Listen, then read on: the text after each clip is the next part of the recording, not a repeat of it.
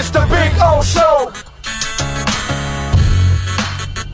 This is the Big O Show. This is the Big O Show.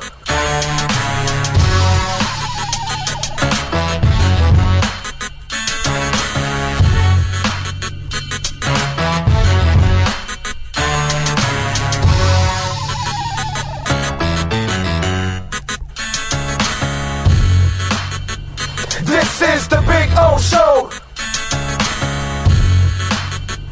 This is the Big O Show.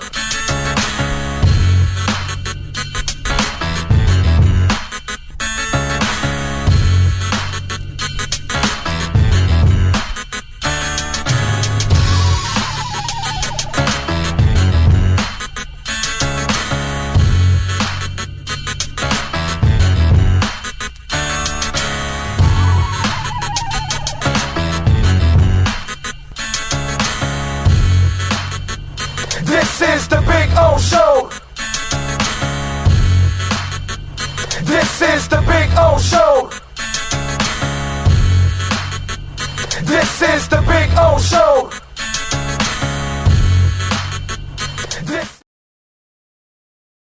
If you're a Miami sports fan, then there's only one store to go to, and that's Caneswear at Miami Fanwear in Davie. They're your one-stop shop for all your inner Miami CF, Canes, Dolphins, Panthers, and Marlins merchandise. They have hats, t-shirts, game day jerseys, and so much more. Located at 2511 South University Drive in Davie, and open 24/7 online at caneswear.com or innermiamiwear.com. Call them at 954-835-5597. Caneswear, the spot where inner Miami and all Miami sports fans shop. Oh, I think I know what this is. Houston, we have a package. Hello? No matter where you are, the Sloman Shield home security system guards your home. With next-gen perimeter protection, 24/7 monitoring, and interior motion sensing. And right now, get a free Sloman Shield security system and doorbell camera, all professionally installed, for free. Shield your world, the Sloman Shield. Welton Rayom has more than 62 years of litigation experience handling insurance disputes. They're committed to resolving even the toughest insurance claims quickly. Call them for a free consultation. 954-966-4646. At Welton Rayom, they don't get paid unless you win. Property damage claims to your home, business, or condo as a result of a hurricane. Welton Rayom can help. Water, mold, fire, smoke damage, Welton Rayom can help. Call 954-966-4646.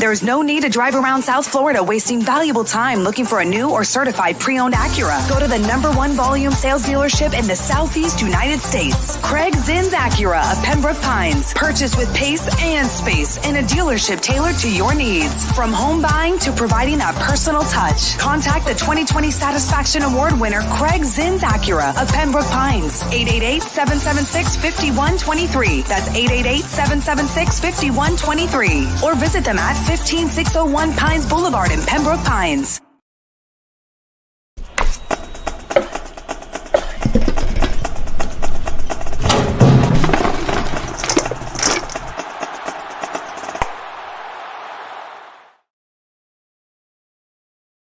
For over 16 years, EJDconstruction.com has provided South Florida residents quality craftsmanship, accurate project management, and exceptional service. That's why EJDconstruction.com is an A-rated member of Angie's List and the Better Business Bureau. When you're looking for the right custom home builder for additions or home remodeling, please call my friend Eric at 305-433-4843. That's 305-433-4843 for ejdconstruction.com. When you move, you need a reliable company led by passionate folks, eager to assist its customers during a transitional process that needs to be smooth. Call Essential Moving Experts at 844-368-5750 for all your local and long-distance moving needs. You can rely on Essential Moving Experts. Mention the Big O Show and get $150 off. Family owned and operated, they offer free 30-day storage, full-service moving, fully licensed, bonded, and insured. Moving was never so easy. EssentialMovingExperts.com. Welcome to Red Light Therapy, a revolutionary technology perfected by NASA to aid in muscle strengthening and recovery. Red and infrared light has the capacity to penetrate deep into the cell's mitochondria, potentially leading to increased energy, faster recovery, and the optimal performance your body demands. Train, fight, recover.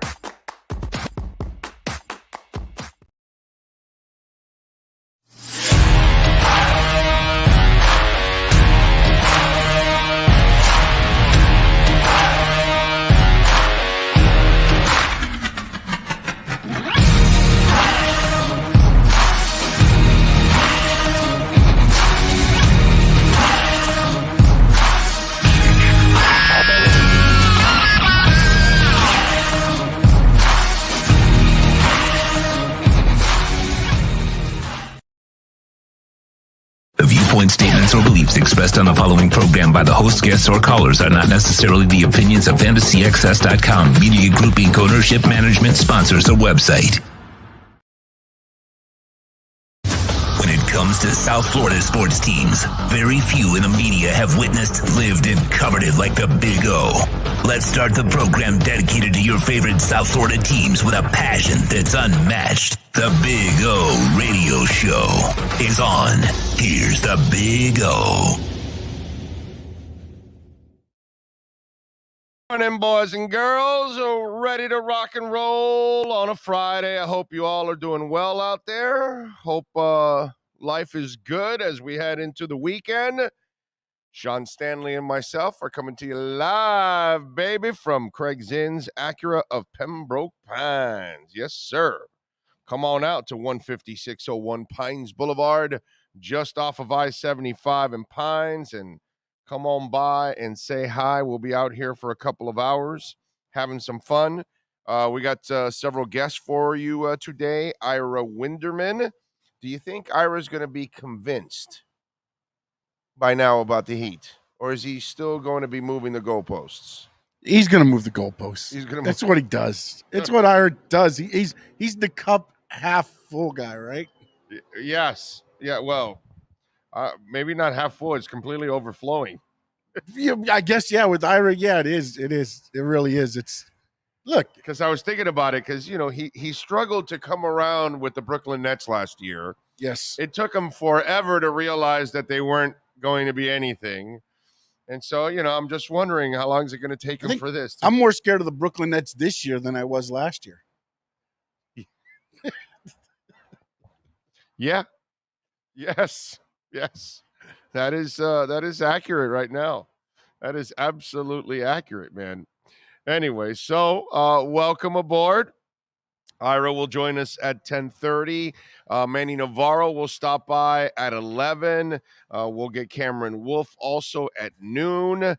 So we got a lot of things, a lot of people to talk to. Not necessarily a ton of things to talk about, but we will do our best today here on a Friday here at Craig Zinn's Acura of Pembroke Pines.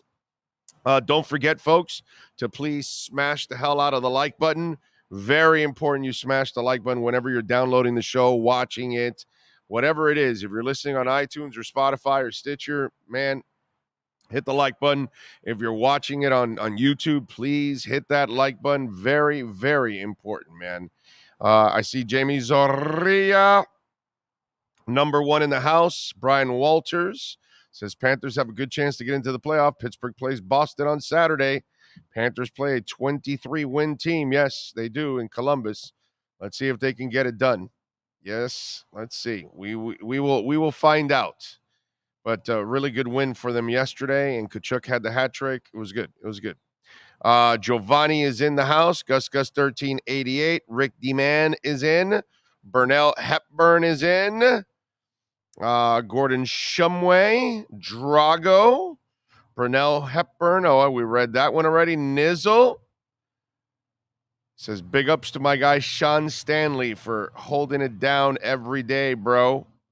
Rick D-Man is telling me to check Cash App. Remember, you can make a donation through Cash App or Venmo. That is Cash Big O Show. That is Cash Big O Show. Rick, thank you, my man, for the donation at Cash Big O Show on Cash App. He says, good morning. Not much, but here's some support.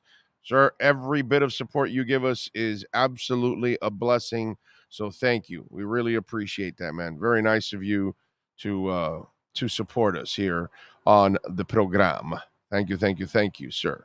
So remember, you can always make a donation through Cash App or Venmo at Cash Big O Show, and you can make a Bitcoin donation too. Bitcoin making a little climb now. It's at 28,400. It was, like at the low 28.1, 27.9 there. And all of a sudden now there's this little run going on. So I'm wondering, here we go. We're going to bust through 29 again. We shall see. But remember, you can make a Bitcoin donation through Cash App or Venmo at Cash Big O Show. That is Cash Big O Show. Been going back and forth with Hateful Steve all morning long there on Venmo. He is a trip, dude. He is an absolute trip. Anyway, so a lot of things locally. We've got the Canes this weekend. Tomorrow at 6:09, we'll be watching FAU and San Diego State. And then at 8:49, we'll watch UM taking on UConn. So that's going to be a lot of fun tomorrow, man, getting ready for an experience that none of us have ever had. You know, if you're a FAU fan and if you're a Miami fan, this is an experience we've never had. Sure, all of us have watched Final Fours. We've watched other teams go to the Final Four, but you've never watched your favorite Miami Hurricanes go to the Final Four. Or for those of you that are FAU Owls fans, you've never watched your team, really do anything in the tournament overall, much less the Final Four. So it's pretty cool to, experience that. Tomorrow, this is going to be one of the greatest moments in South Florida sports history. Because how many opportunities are we ever going to get? Probably never again in our lifetime. Just like getting the big three, that was a once-in-a-lifetime thing. Getting Marino was a once-in-a-lifetime thing. The undefeated season, once-in-a-lifetime thing. It happens, right? The 03 Marlins, not the 97 Marlins. The 97 Marlins were supposed to win the World Series. You know what I mean? They were loaded. They had veterans. Like, they came out of spring training. I want to say they were like 25-7 or something stupid. It was like a ridiculous spring training record, right? They were loaded, and they went on to add more people as the season went on. Huizinga was, he was spending cash. So by them winning the World Series, that wasn't a shock. That was like, well, you guys are loaded. You guys should be challenging. The 03 Marlins, that's something you may never see again, just like the Kansas City Royals in their town. They saw a whole bunch of young guys have career years all at once with only a couple of veterans that you needed to get you over the top, which is rare in baseball. And that's the thing.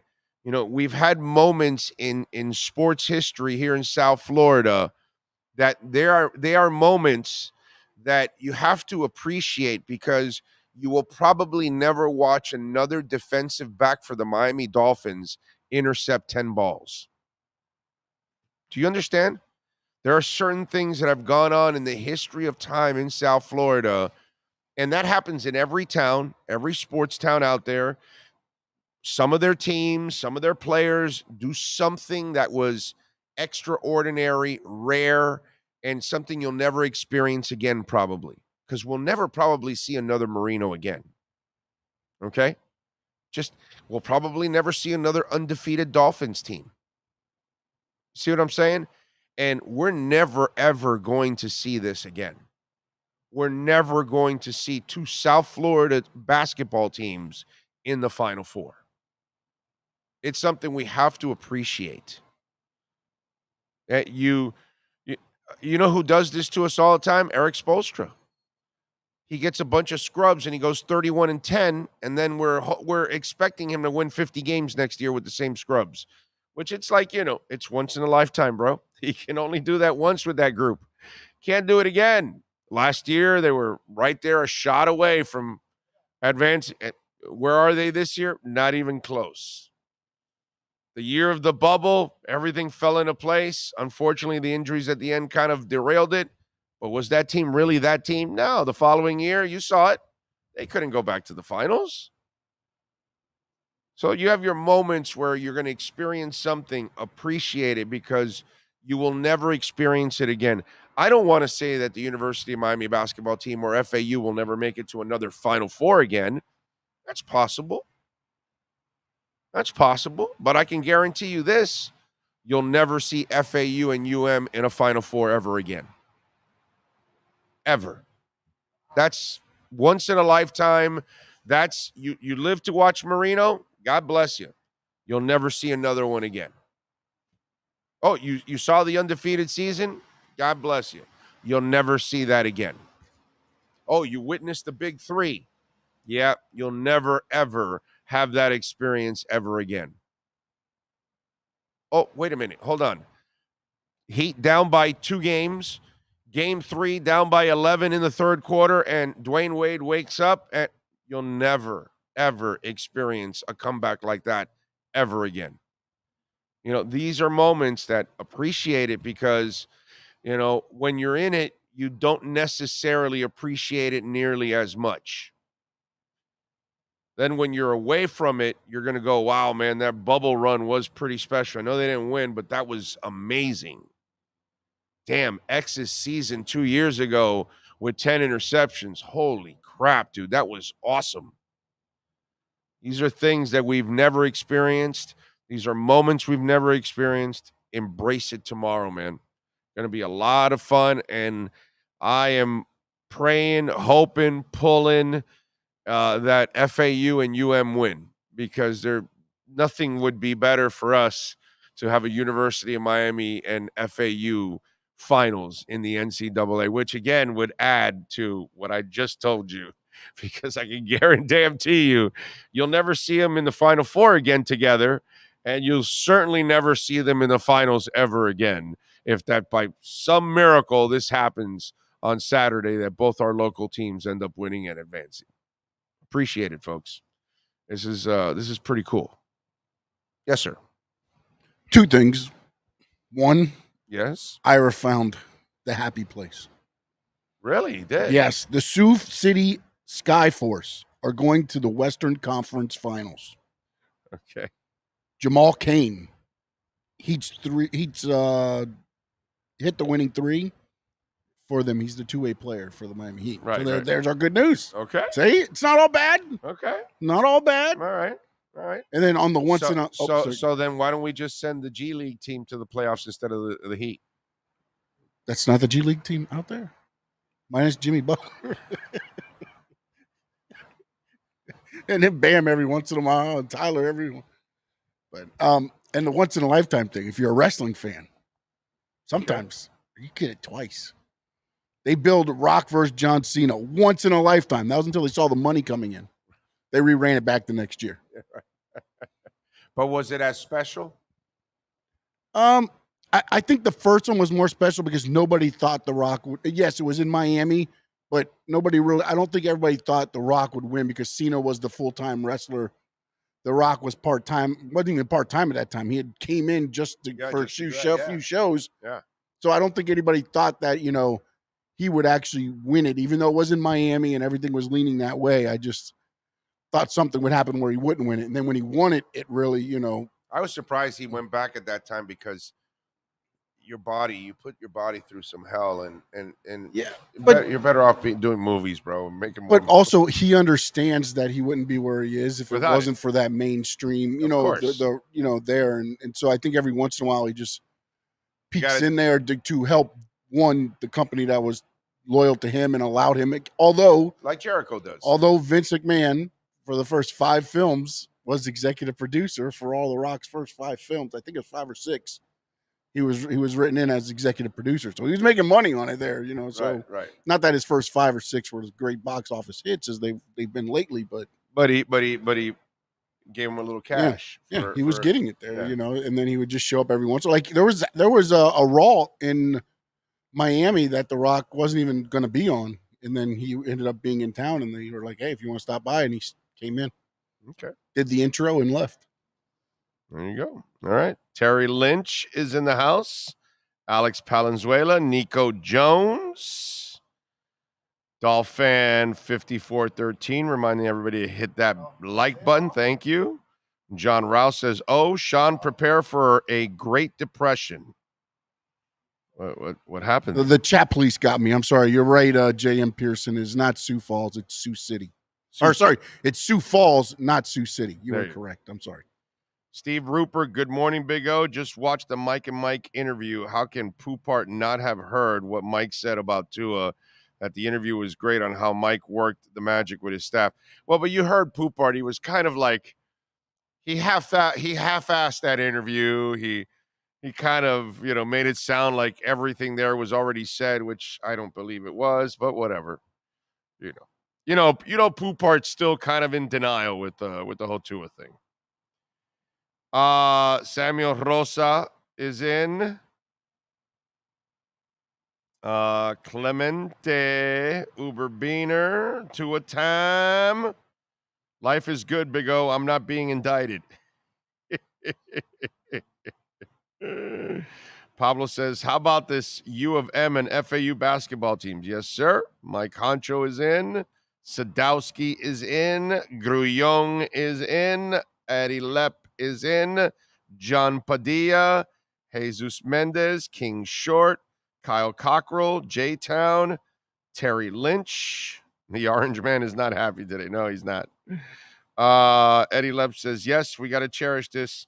I was living in Northern Virginia, just a couple of miles from George Mason when Larinaga took them to the Final Four. That was a blast, but they weren't my Canes. I'm psyched. That's right. Jamesville is in. He's stoked for tomorrow. Rosa is in. What do you got for me? John Ruiz sends out a tweet. Oh, look out. Guys, I leave in a while, and I'm taking my lucky shoes. All cleaned up, by the way. And I have surprise he's taking a fan. He tagged him at Daniel Kane 1970. He says, DBC, I will personally, not Life Wallet, pay for your trip to the Final Four for today through all games since UM is winning, courtesy of Johnny Ruiz, Alex Ruiz, and I. Danny, someone on my behalf will contact you shortly. I don't understand I get it if you're a Gators fan and you're a Seminole fan, even though he actually has athletes that he gives NIL deals to those schools too, by the way. But I don't understand the negativity towards John Ruiz. Guy's using his money to help people more than you and I would do probably. Okay? So, more power to him, dude. God bless him, bro. Look, that Canes fan. He's treating that Canes fan to a Final Four, the trip. That's an experience of a lifetime that guy will never get. He could have never had if it wasn't for John Ruiz. He took another one to the Elite Eight also. That's right. Yeah. And all these kids that he's, giving them NIL deals, and whether Life Wallet really benefits or not or whatever, who gives a crap? He's doing a lot of good with the money, bro. He's helping people that need the help. I just have a hard time picking on something like that. You know what I mean? So it's because he's just not quiet. He's not. Yeah, it's what it is. Just shut up and give us the money. The bravado, and he goes after people and all that. Yeah, that's what it is. That's what it is. Yeah. There's no doubt. But it's just like all I ever see is the guys like giving to people all the time. That's all I ever see. I don't see him taking anything from anybody. I see him giving to people all Takes the crap time. from everybody. That's He does take a lot of crap from people, but it's the weirdest dynamic. You know what I'm saying? It's just so odd. But God bless him, bro. There's a lot of those kids that are going to school. You know, any of you that went to college, how many of your friends didn't have any money, bro? And you're scrounging to a couple bucks to get a pizza. You know, yeah, man.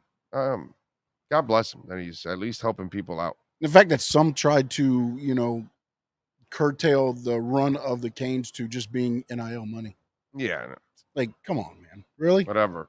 The money's not playing on the court. Yeah, I'm sorry to tell you. The big schools were dropping off duffel bags of money for because none of those other decades. schools have NIL deals. I'm sure, man. No, and then for decades they didn't have those secret NIL deals. Yeah, and it just shows maybe how good Ruiz is on the ROI. He got the better return on his investment. Yeah, if you want to call it that. Yeah. Outside of the UM corner, everything else is kind of paid off. Let's see. It's Steven Gonzalez. Thank you, sir. Appreciate you. I hope you had fun at the fair yesterday. King Short is in. Jules says, I hate the pettiness of this Trump indictment. If they can't bring something with real substance, then leave it alone. Jules, this is only an appetizer. Real substance comes when they do the whole thing of inciting the riot, the insurrection, when they come with rigging the election and all the phone calls that they have recorded and the obvious evidence. So, Jules, calm down. This is nothing. This is just a little appetizer. But you go ahead and overreact because in the end, the real indictments are coming and the real charges are coming. This is nothing. Okay? The Stormy stuff is nothing. It's minor league. But it's good to put him through hell because he deserves to be put through hell. So there you go. And those of you out there, don't embarrass yourself trying to defend that guy. Jesus. Let's see. J.M. Pearson is in. Zach Morgan. Guillermo Arauz. Chris Wilson Fishing. Nyborg. Milton in. You think they take Gibbs if he's there at 51? I don't know, man. We'll see. I don't know who else is available. Yeah, at least today they're calling from Miami. Let's see. I'll be watching WrestleMania. Oh, no Final Four for me. Wow. So Tua time, then you're not a UM fan then. That's what it is, right? Because there's no way that you're a UM fan and you're not watching. I'm having it on my tablet. I have the WrestleMania on the big TV. But if you're not, I'll still be watching the Final Four. Yeah, but if you're not watching the Final Four, then you're not a University of Miami fan. Yeah. Right? Yeah, but you could be because he's Tua time. So Tua time clearly is not a Canes fan. He might be like you or college basketball, just done with it.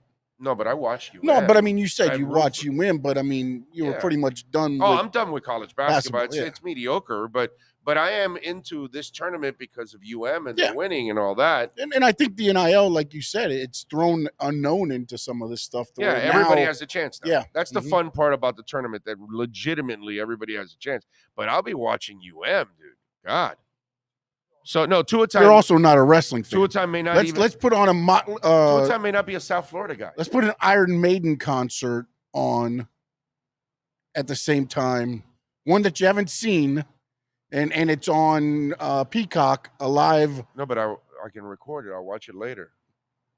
I got to listen to that, so I have to watch it later.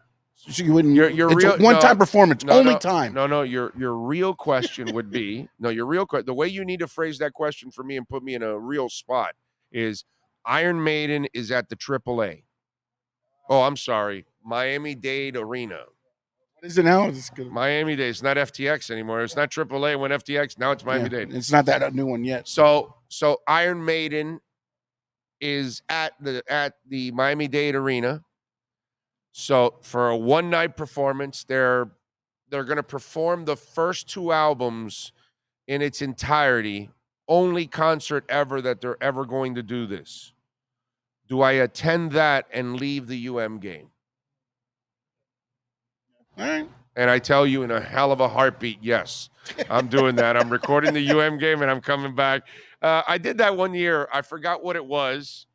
It was UM playing Notre Dame, the football game. You remember that football game? That was a really good game for UM. I went to a concert that night. And I remember tweeting out, and I'm headed to the concert, and some UM fan was pissed at me. He goes, "Oh, you're not a UM fan. You're going to a concert." And I go, "My brother, I can record the game and watch it after the concert. I can't record the concert. I have to go to the concert. I have no choice. It's live." I forgot what concert it was the same night as the Notre Dame game. By the way, somebody out there would be really good if you can actually figure out what concert was on the same day as the Notre Dame game. I'm trying to remember what concert it was. But whatever it was a pretty good concert or something that I wanted to attend, clearly. And I said, I'll record the game and I'll watch it, and it's like, whatever, bro, I'll watch it when I get home. And I watched it when I got home, and it was a great win. It was fun and all that. But that's how you put me in an impossible position. If I have to go to the concert live, that's the whole thing right there. Dougie Fresh is in. Uber Beaner says, nope, this is a Banana Republic BS. King Short, Teflon Don, Alexis is in. Stetsano, Cena Victory Theory. That's what Alexis says. Oh, did you see the dude at the Dodgers game who tried to propose? Yes, I saw it, to his girlfriend, and then the security tackled his ass. Yes. Yeah, that was, huh? No, it wasn't Pitbull or Enrique Iglesias. No. Really? Pitbull was that night? It said November 11th, 2017. That was the night of the game. Well, it's a rock concert. For sure it was a rock concert. Yeah, that's what I'm trying to find. It was definitely a rock concert. No, it's not. It wasn't U2, King Short. It wasn't U2. Guaranteed it wasn't. I wouldn't forget it was U2. I want to say it was Lindsey Buckingham and Christine McVie. I want to say it was that concert, or Fleetwood Mac. Do you remember where it was? Fort Lauderdale. I went to. Okay. All right. I know I went to Broward. Right. I remember. You know why I know I went to Broward? Because I drove by the stadium. Both ways, before the game and after the game. On my way to Broward. So I know it was in Broward, but I forgot what damn concert it was. I was looking in Miami, so. I forgot what damn concert it was. But, Dougie, I did see that guy get tackled on the field. Yeah. Hunter Butler says, I heard some high school kids were messing around Saturday night at the youth fair. Yeah, I think there were a couple of idiots, but they put a squash to that right away. Bang Brothers did not buy the rights, Nyborg. They wanted to, but they would refuse to sell it to them. Oh, heard your interview with Poupart. You are right. Not much to see in Montreal. Even old Montreal. Went there last November, dead. Quebec City is nice. Need to stay at the Fairmont the Fairlont Le Chateau. Okay. All right. We kind of picked Montreal because the flights weren't going to be expensive. But, yeah, that's where we screwed up. We got to make sure we pick a city that has a little bit more life. Montreal is about food and bars. They kick ass in restaurants and bars, but there really isn't a ton to see. Kyle Cockrell says it was the guy with two first names with a smiley face. What about Yoko playing at the Vet or Tiny Tim at the fairgrounds? Tough choice. I'm going to go Tiny Tim. Tiny Tim is strong right there. Tackled is an understatement. That guy got decapitated. Yes, he did. They nailed his ass, bro. They nailed him. What was that lady supposed to do? Jump down onto the field and get bulldozed with him? Yeah, Big O, you were at Pitbull. Oh, we have a little ways to go to hit 30K at BTC at midnight tonight, but I think it's just a matter of days. We have a little pump starting right now. I know. But we could hit 30,000 today easily, bro. By midnight tonight, it could happen. It's a possibility. Where are we at right now? Let's see. Let me get the update here, because last time it was 28,401. Let me see. No, we're still in the same area. We're still in the 28,400 area. But once they busted the 29, now we'll see what happens here this weekend. But we'll find out, because I had that poll question: will it hit 30,000 by midnight Friday? Let's hope so. Not a big metal guy, but that Power Trip concert is tempting. God, that Power Trip concert. If I had the money, I would go to that Power, because remember, it's not just the tickets. You got to buy the plane ticket, you got to buy a hotel, all that stuff, or an Airbnb or whatever, but it's a lot of money, and a car and all that, because you got to drive. So yeah, it's a bunch of cash, but God, that looks like a cool concert. Be one of the last times you'll see Ozzy, because the poor man, obviously health-wise, is what's it called, struggling so much. Ready to go? All right, let's do it. All right, let's find out. Well, is he moving the goalpost, or has he finally figured out what the Heat are? It is time to get into our accurate Pembroke Pines Miami Heat and NBA report with the one and only Ira Move the Goalpost Winderman. Heat fans, time for the best insight of your favorite team with insider Ira Winderman, exclusively on the Big O Radio Show. It's the Acura of Pembroke Pines Miami Heat and NBA report. Here's Ira Winderman. There he is, locked and loaded, and probably hating to do this spot by now. So, it took you practically a year to figure out that the Nets really weren't going to be a threat. So where are you at right now with the Miami Heat that we keep trying to, explain to you that there's nothing here.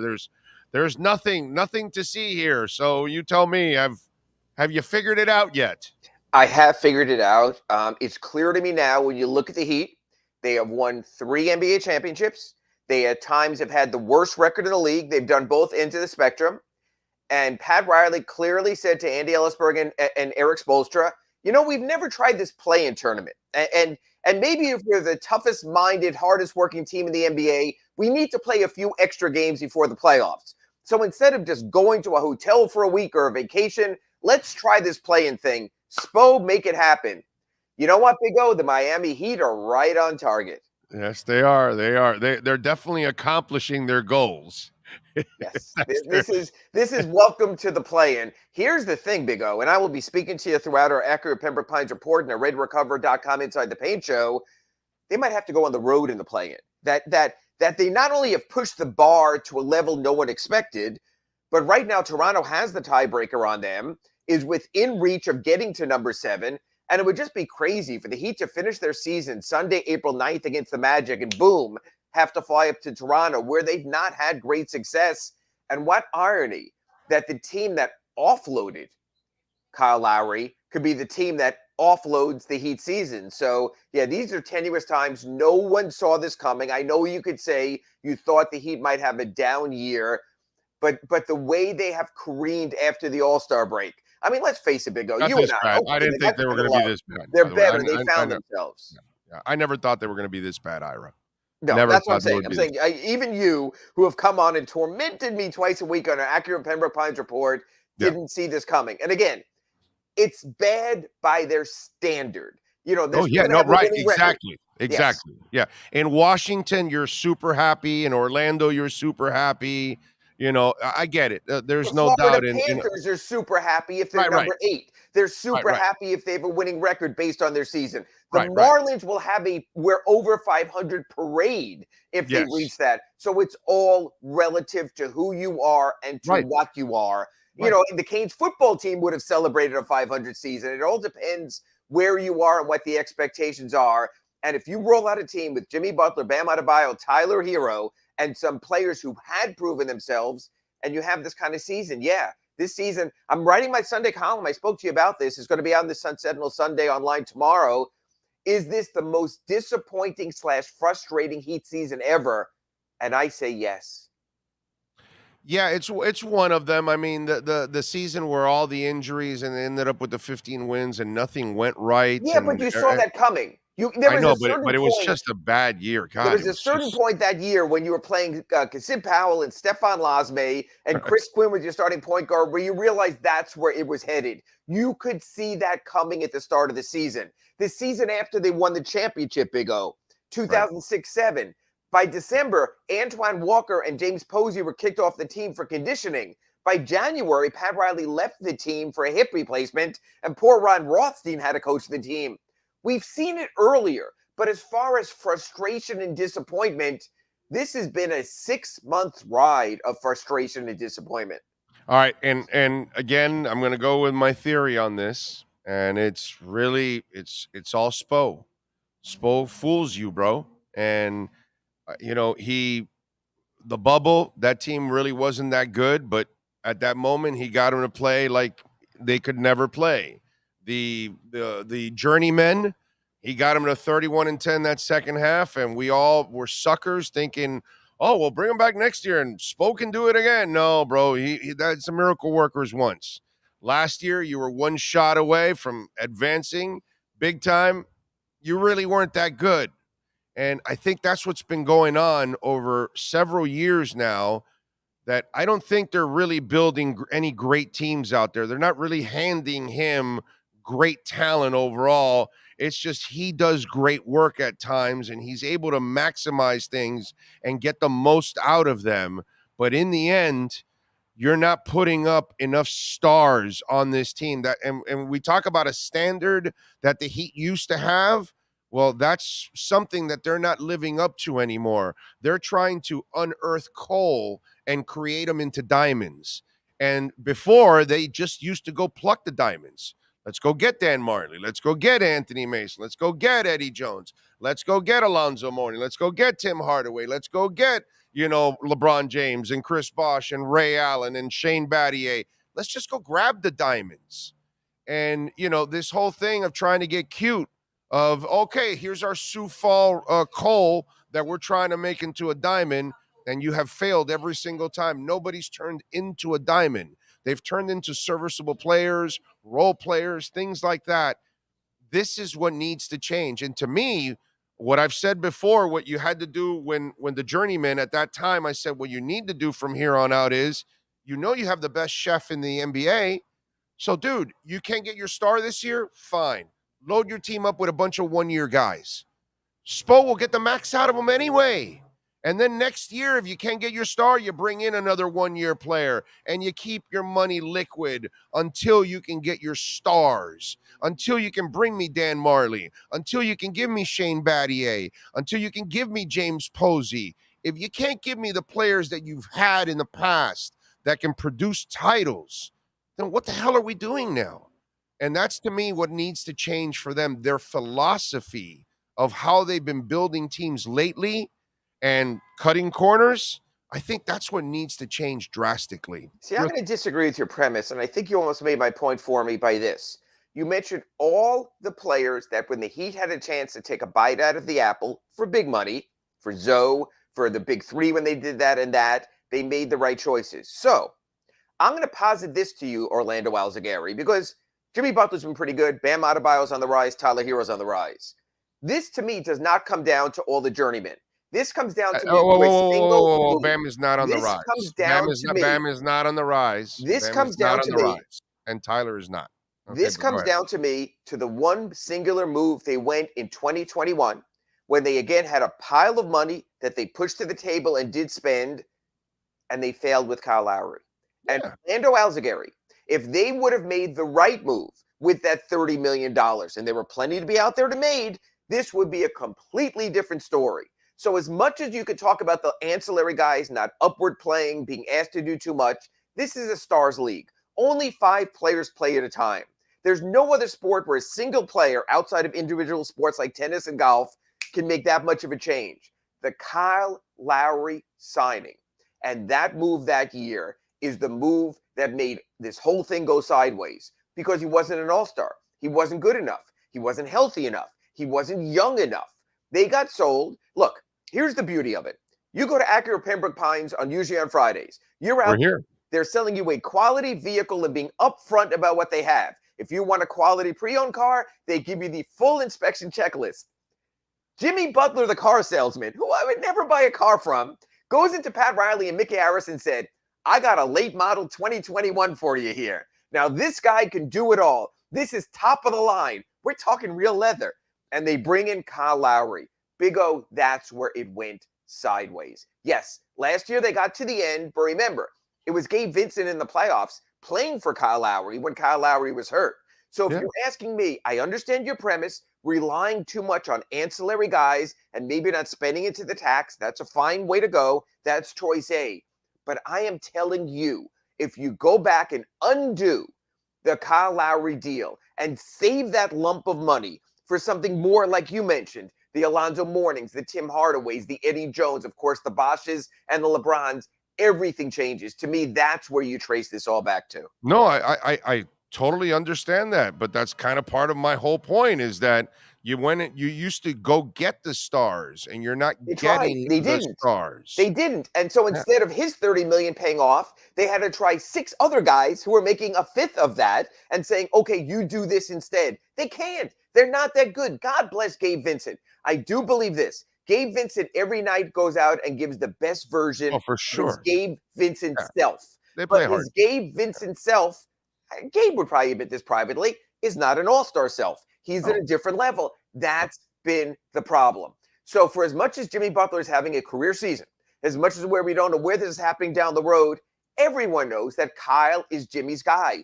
Usually when you bring in your guy, it works. And I'll give you the example, Big O, of when it doesn't. LeBron James had a guy.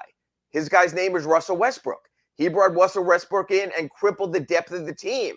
Now the Lakers have depth again. Now they don't have Russell Westbrook. Now they might win the Western Conference Championship because they got rid of that. The Heat at the trade deadline couldn't get rid of Kyle Lowry. To me, it's very parallel right there. You let your player serve as GM and your player failed you as GM. Yeah, but they have two stars outside of Westbrook, which Miami does not have. You know what I'm saying? Even though Street Clothes does get injured a lot, he does have the talent. And as for Bam actually tabled off this year. He did not improve. After the All-Star break, you're 100% right, Orlando Alzagari. And then it's incomplete. And the 8-10 record, you're absolutely right. And here's my problem with this Heat team. And when you come to Bradley's postseason press conference, you can ask the questions. But here's 2 things that happened and I wonder about. Was Bam Adebayo's ultimate goal to be an all-star? And was it sort of mission accomplished in February? Was Tyler Hero's ultimate goal to be a starter? And was it mission accomplished in October? In other words, were enough of the prime Heat goals this season on winning a championship? I don't want to call them agendas. That sort of goes against the players. It might not be fair. But I think Bam wanted to prove his all-star stuff. And by golly, I did it. I think Tyler Hero wanted to show he could be an NBA starting level guard. And by golly, he did it. But that shouldn't have been the end game goals. The only MF who was pushed through of the games he played 95% at his best self has been Jimmy Butler. And he's been carrying everyone else. So when he has an off game like in New York, which at times is going to happen, all of a sudden you realize, wow, the Knicks have better depth. They have guys like Quickly. They have guys like Josh Hart. They have guys who are coming off their beds, Hartenstein, and players like that who are getting it done. There's no there for the Heat this year. The depth has disappeared.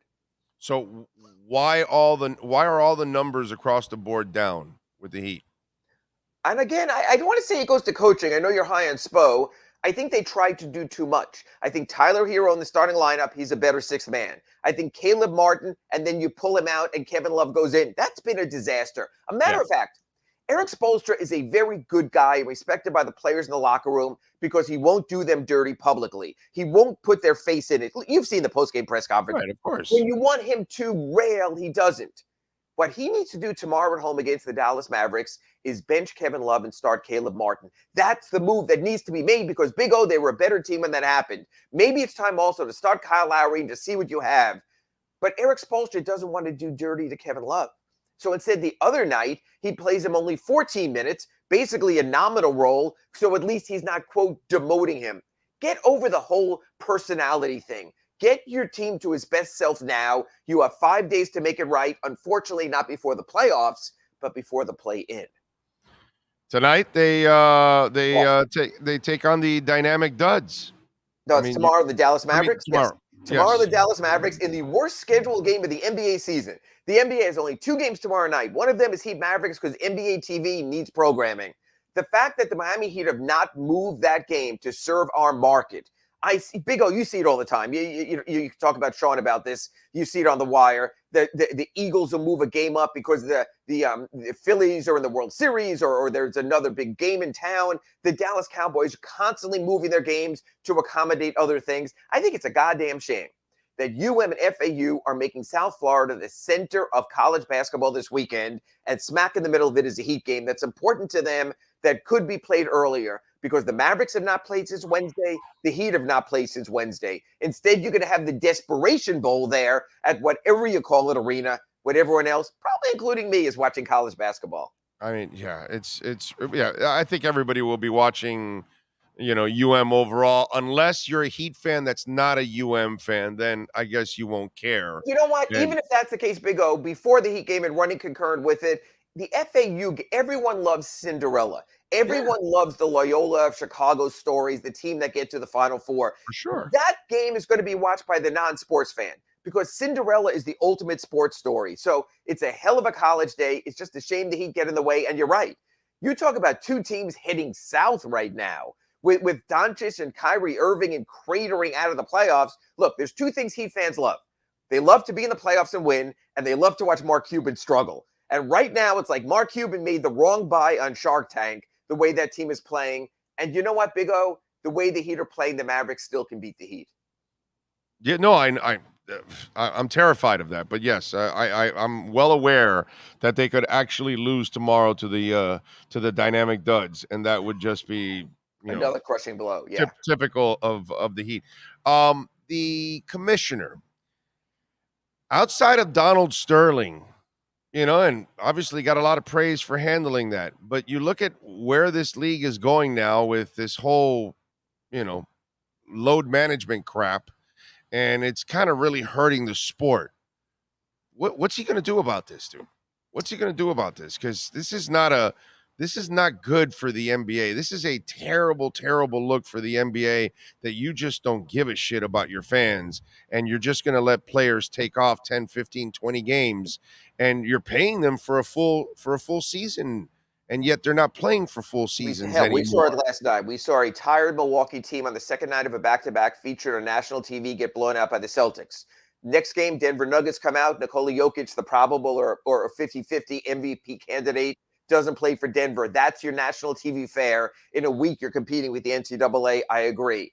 There's only one way to do it, and that's to alter the schedule. And so, Big O, you know about this. Money talks more than anything. The NBA has a deadline of today on its new collective bargaining agreement, or else they could step away from it. No one's stepping back on the money. No player who wants to play 20% fewer games is saying I want 20% less salary.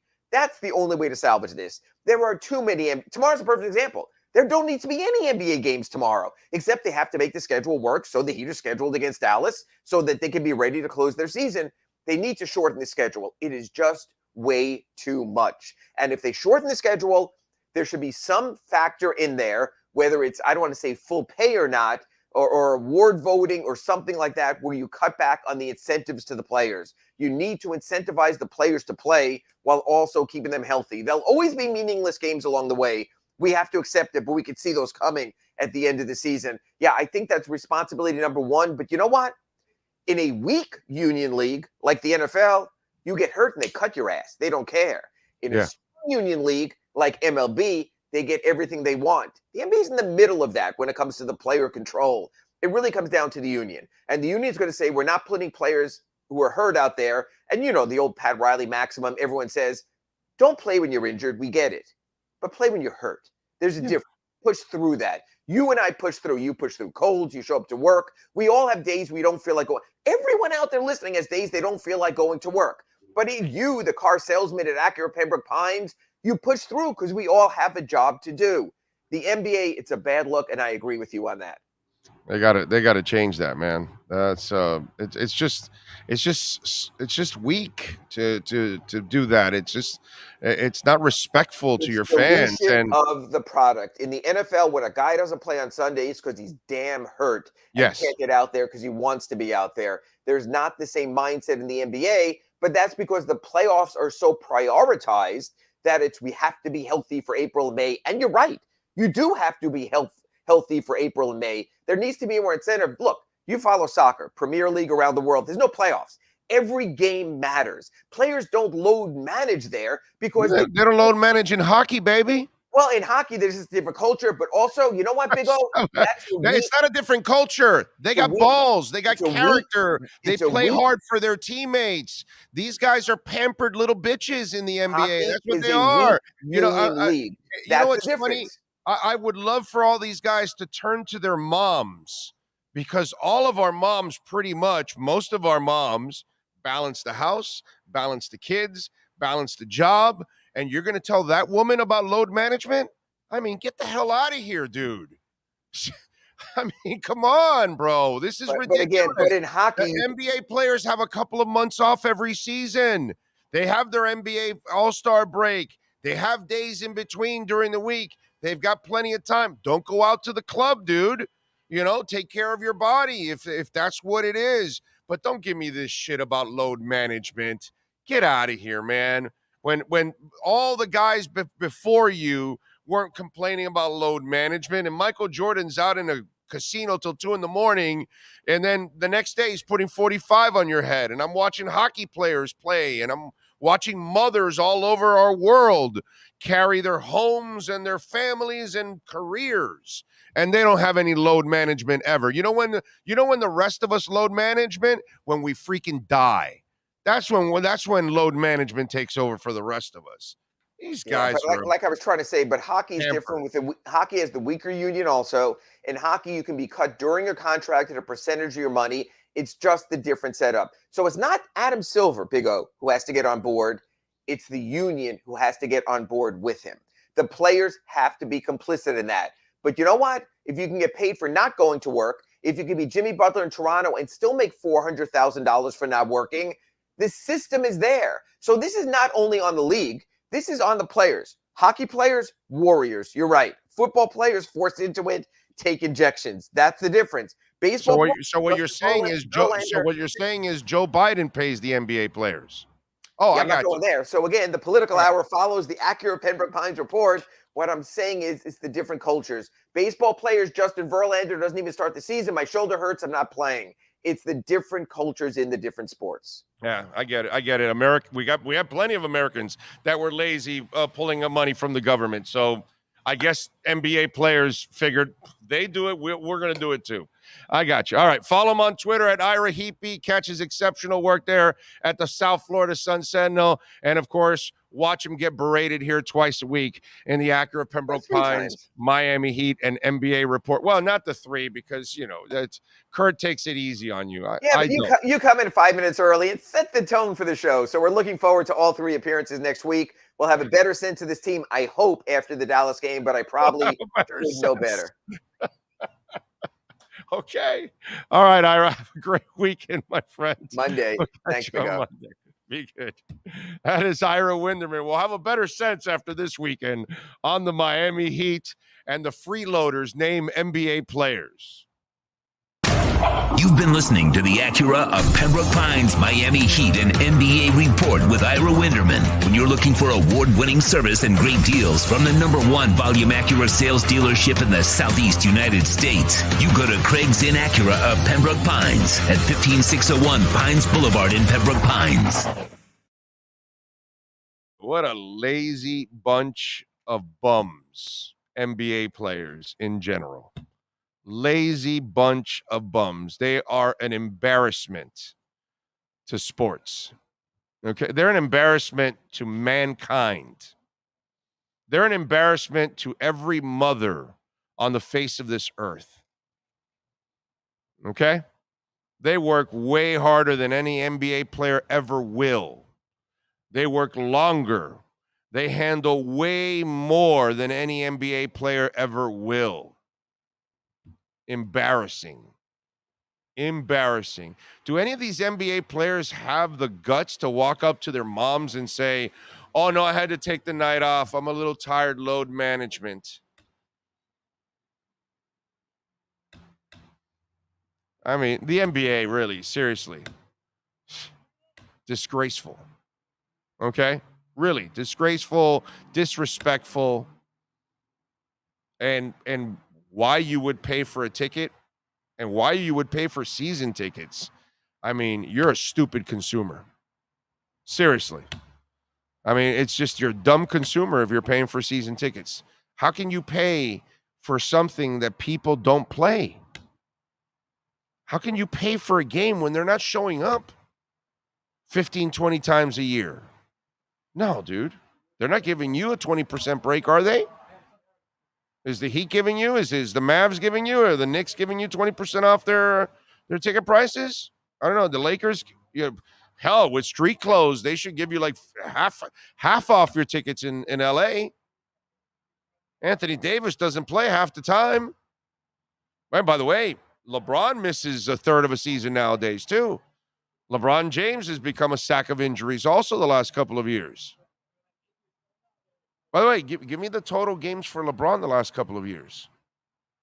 That's why you'll never be Michael Jordan, my man. Not just because of the championships, not just because of the MVPs, not because he was perfect in championships, not because he's the best player ever. It's because he didn't believe in load management. No excuses, no pointing fingers, no nothing. Michael, just cut your heart out. Seriously, the NBA is an absolute joke. It is the most disrespectful league in all of pro sports.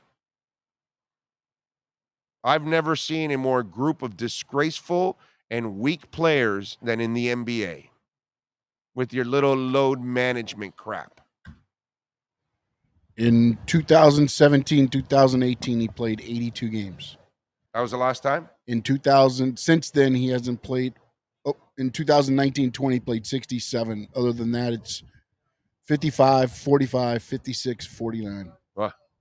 Ooh. Sack of injuries, LeBron James. By the way, they're both street clothes. Charles Barkley should be calling LeBron James street clothes also. The great part-time player, LeBron James. Big O, do you think it's Adam Silver's fault? I think it's the whole culture. It's what it is. It's our entire society, bro. I just talked about it now. How many people did not work on purpose to just collect from the government? Took money during the Trump era and during the Biden era. Right? Because we're like chasing all kinds of people during the Trump era. There were billions and billions of dollars that were given out, and now we're going after people for all kinds of fraudulent things. And same thing happened with Biden.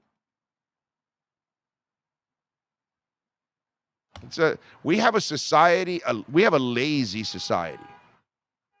This is a lazy ass society. And they, I can't work too much or whatever, it's sad. So the NBA reflects what we have going on in our society.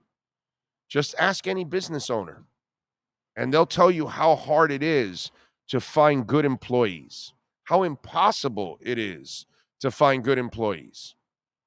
And the few that they have, oh my God, do they hang on to them nowadays?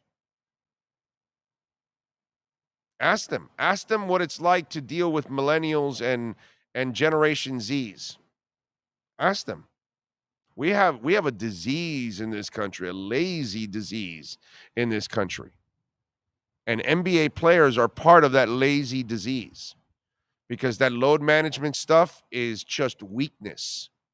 That's all it is, weakness. And that's the problem in our society. We have given in too much to weakness on all levels. And that's why we're at. That's what's going on. We can't handle words. We can't handle tough situations. We can't handle too much work. We fold under pressure. It's our society is headed in. We're already there. I'm sorry, we're already there. I mean, think about it. We got a guy that we voted in and completely lied about who he is, and we haven't done anything about it. Just leave it there. It's funny, you know? It's hilarious. We're a joke of a society, man. John Santos says, I have 3 jobs and I'm thinking about getting a 4th job. That's why the unemployment rate is low. It ain't because Biden's doing this incredible job. It's because a bunch of us have to work 2 and 3 jobs, just like John Santos. That's why the unemployment rate is so low. So I say, the job market is strong. Yeah, it's strong because it's so expensive to live. You got to work so much to survive. Oh, they got bobbleheads? Pre-sale. Wow. They also have Miami as well. Holy shit, $70? For the set of 2. They're $40 a piece. Okay. Well, what's a piece? Why? What's the difference between one or the other? Owlsy and Hootie. Oh, I didn't know two different. I didn't know they had 2 owls. Well, excuse me. I just found out. Okay. Had no idea they had Owlsy and Hootsy. Okay.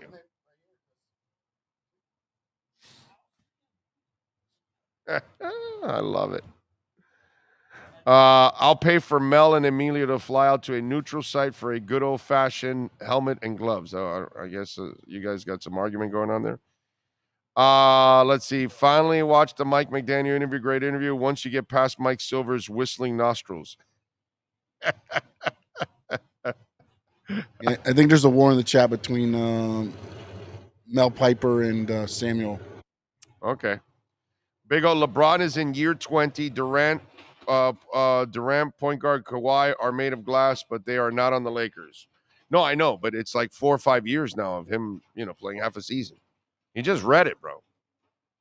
It's like, it's bad. Big O, this is my first time using Bitcoin to donate. Can you confirm, please? Whoa. Steven Gonzalez, you made a Bitcoin donation? That is strong, sir. On Cash App or Venmo? Let's see what you got. I haven't gotten anything yet. Doesn't mean it hasn't happened, because sometimes maybe it's a little delayed there. But I don't see anything so far on it. But wow, I appreciate that. Thank you, sir. Whenever I do get it. Let me see. I just saw the tackle. It says you sent it. I got a heads up on it, my friend. Let me see. It just hasn't shown up on the app, but I got a text on it. So maybe it'll delay on the app a little bit here. Thank you, Steven. Very kind of you, man. Thank you for sending in a Bitcoin donation. That's what makes me the happiest is a Bitcoin donation. What happened? That might have been targeting. What happened? On the tackle of the Dodger Stadium. Oh, yeah. I think he lowered his head.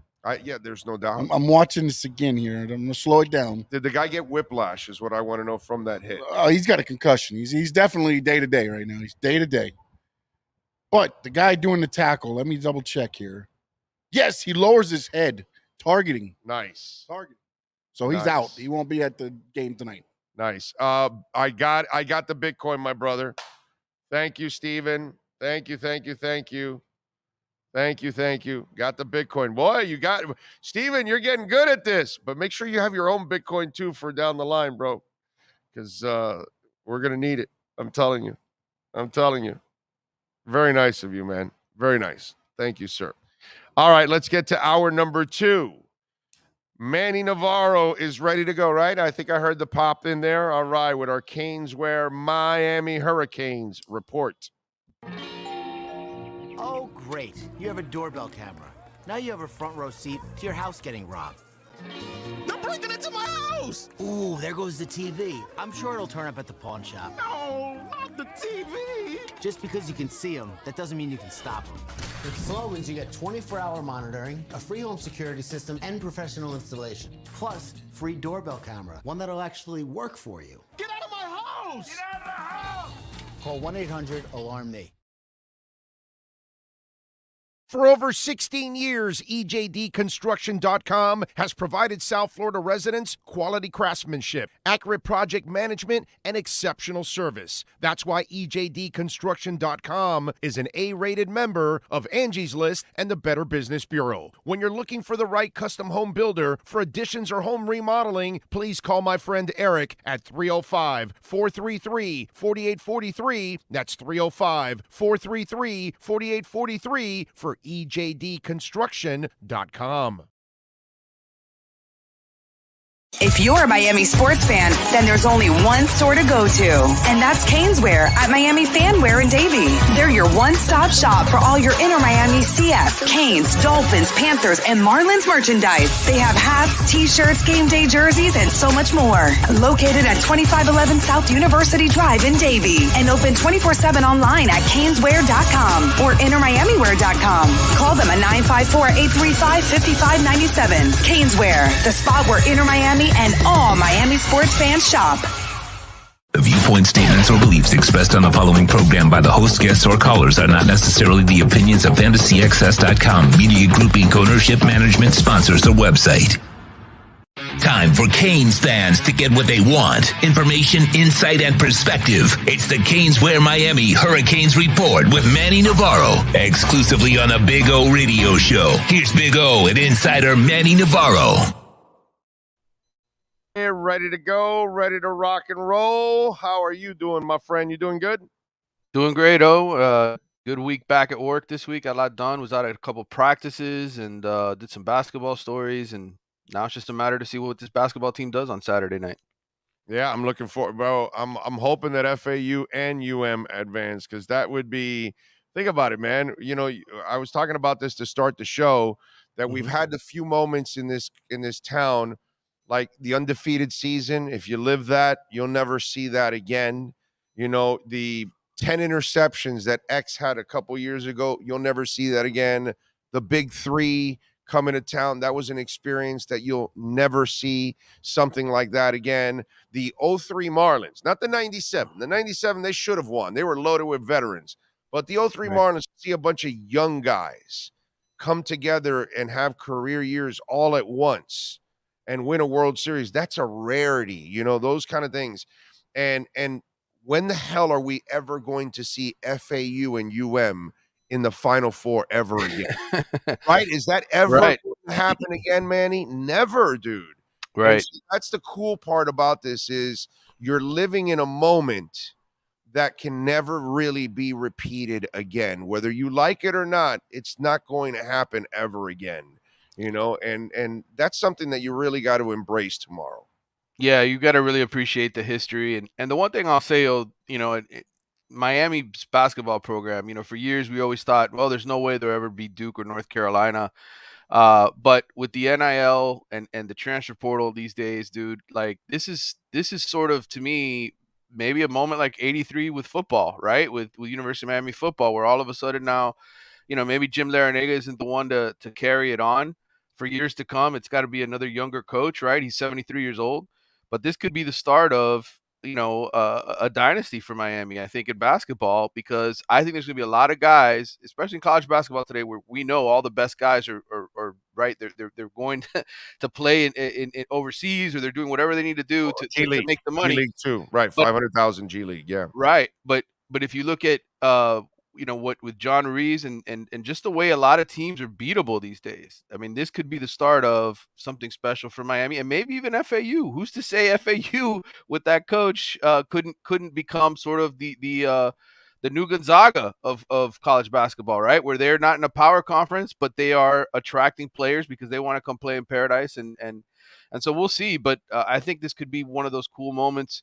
Will it happen again? Probably not. You won't have two South Florida teams in the Final Four, but certainly I think this could be the start of something bigger in terms of college basketball in this town. Yeah, parity is in the league. It exists. So why can't these teams, be at that point, or be competing, and obviously with Larinaga, although I will argue with you, he is the youngest 73-year-old I've ever seen in my life, bro. That's true. God, that man has some energy that I think he's it looks like he still has few years left in him, bro. Oh yeah, no, there's no question. What I'm talking about is long term, right? Like a Coach K type thing, where you have one guy in place for many decades.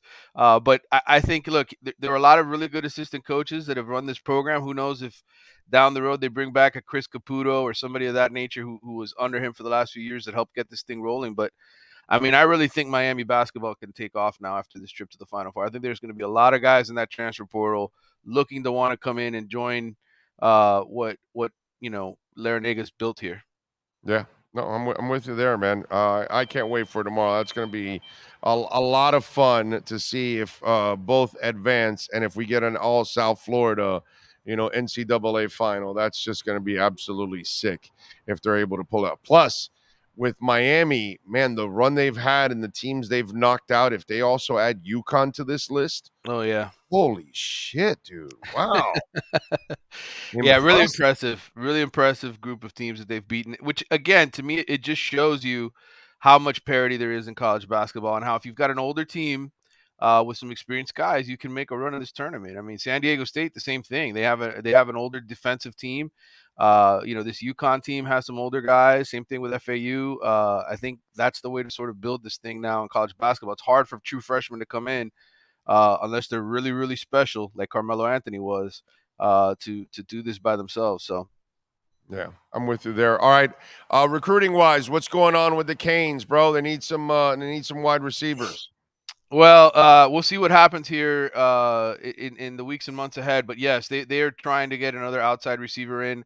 I will tell you, I was at practice yesterday and got to watch the offensive and defensive linemen. I was at practice Tuesday. A lot of chatter from people who get to watch the full practice about Colby Young and just how much of a step forward he's.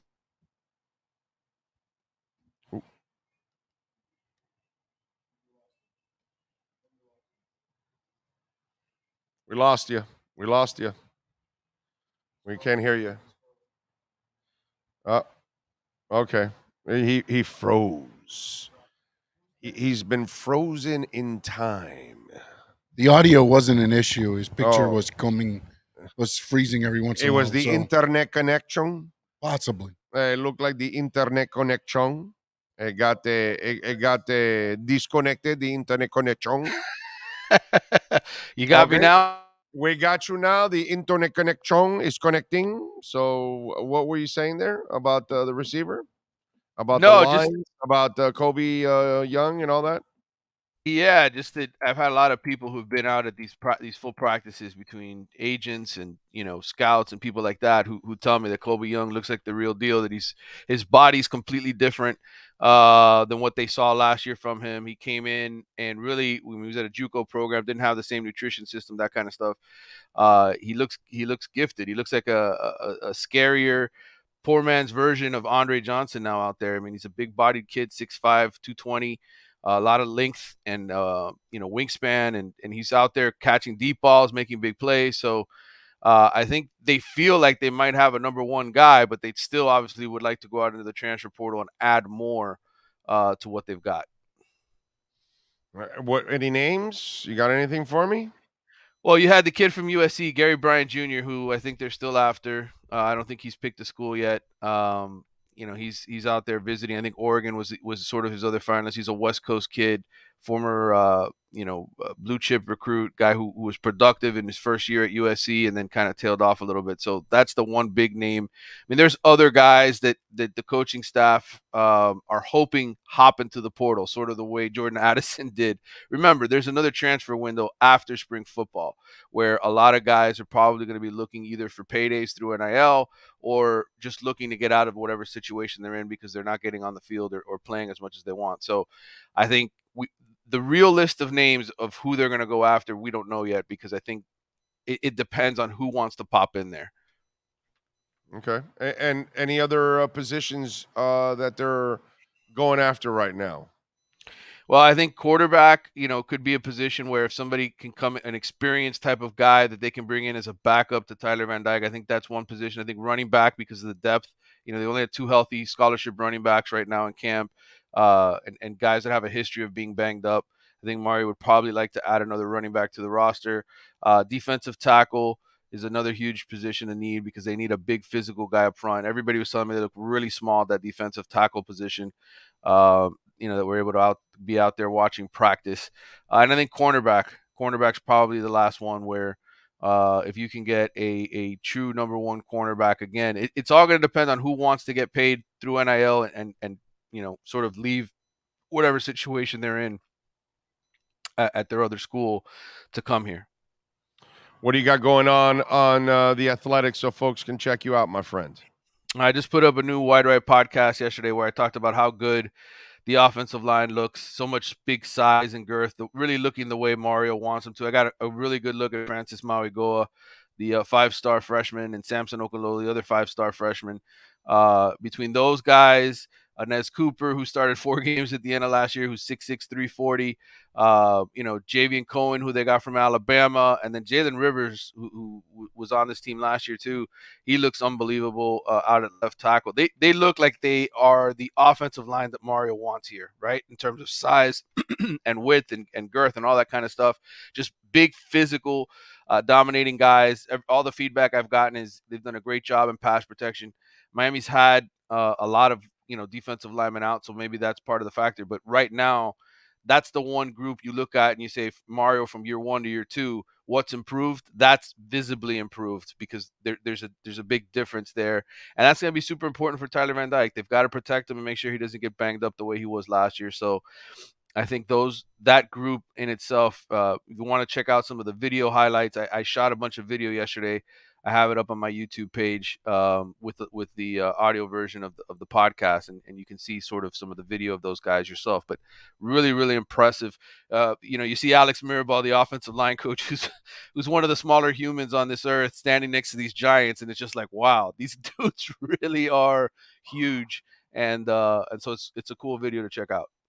It'll be great to see them get an offensive line, and you get that, boy, everything changes on your team when you've got an offensive line. You got the big nasties. I'm hoping not just the U, but the Dolphins also can produce an offensive line. You do that, bro, everything changes on your team in a big-time way. All right, follow him on Twitter at Manny_Navarro. Manny, have a great weekend, my brother. I appreciate you as always. We'll catch up next week. All right, man. Talk soon. You got it. And don't forget Caneswear. Hey, Final Four, man. What are you waiting for? Final Four is here. It's tomorrow. Go to Caneswear. Go get your gear so you can show up at your buddy's house, the bar, wherever you're going to watch the game tomorrow night. You want to watch it by sporting some real new gear that is Final Four oriented, baby. And we've got it all for you: hats and shirts, all kinds of stuff. They've got all kinds of Final Four gear down there at 2511 South University Drive in Davie. Go online to caneswear.com if you want to go online and buy some now and have it shipped to you. That way you have it at least as a gift, or as a, what's that called, like a memento of being in the Final Four, if you like, a collector's item. Because a lot of that Final Four stuff is going to be a collector's item. So maybe you want to buy the hat, but you don't want to wear it. I got a buddy of mine that does that all the time. He has hats that he's never worn in his life, and he collects them. He already got one of those Final Four hats because that's what he does. He loves that stuff. He'll show them on display, but he will not put them ever on. He's like nobody's ever put on those collector hats that he has on. And maybe that's what you want to do. Go to Caneswear at 2511 South University Drive, or go to caneswear.com and check it out and order, and go see Brett and Jeff and all the great people out there. They know how to get it done at caneswear.com.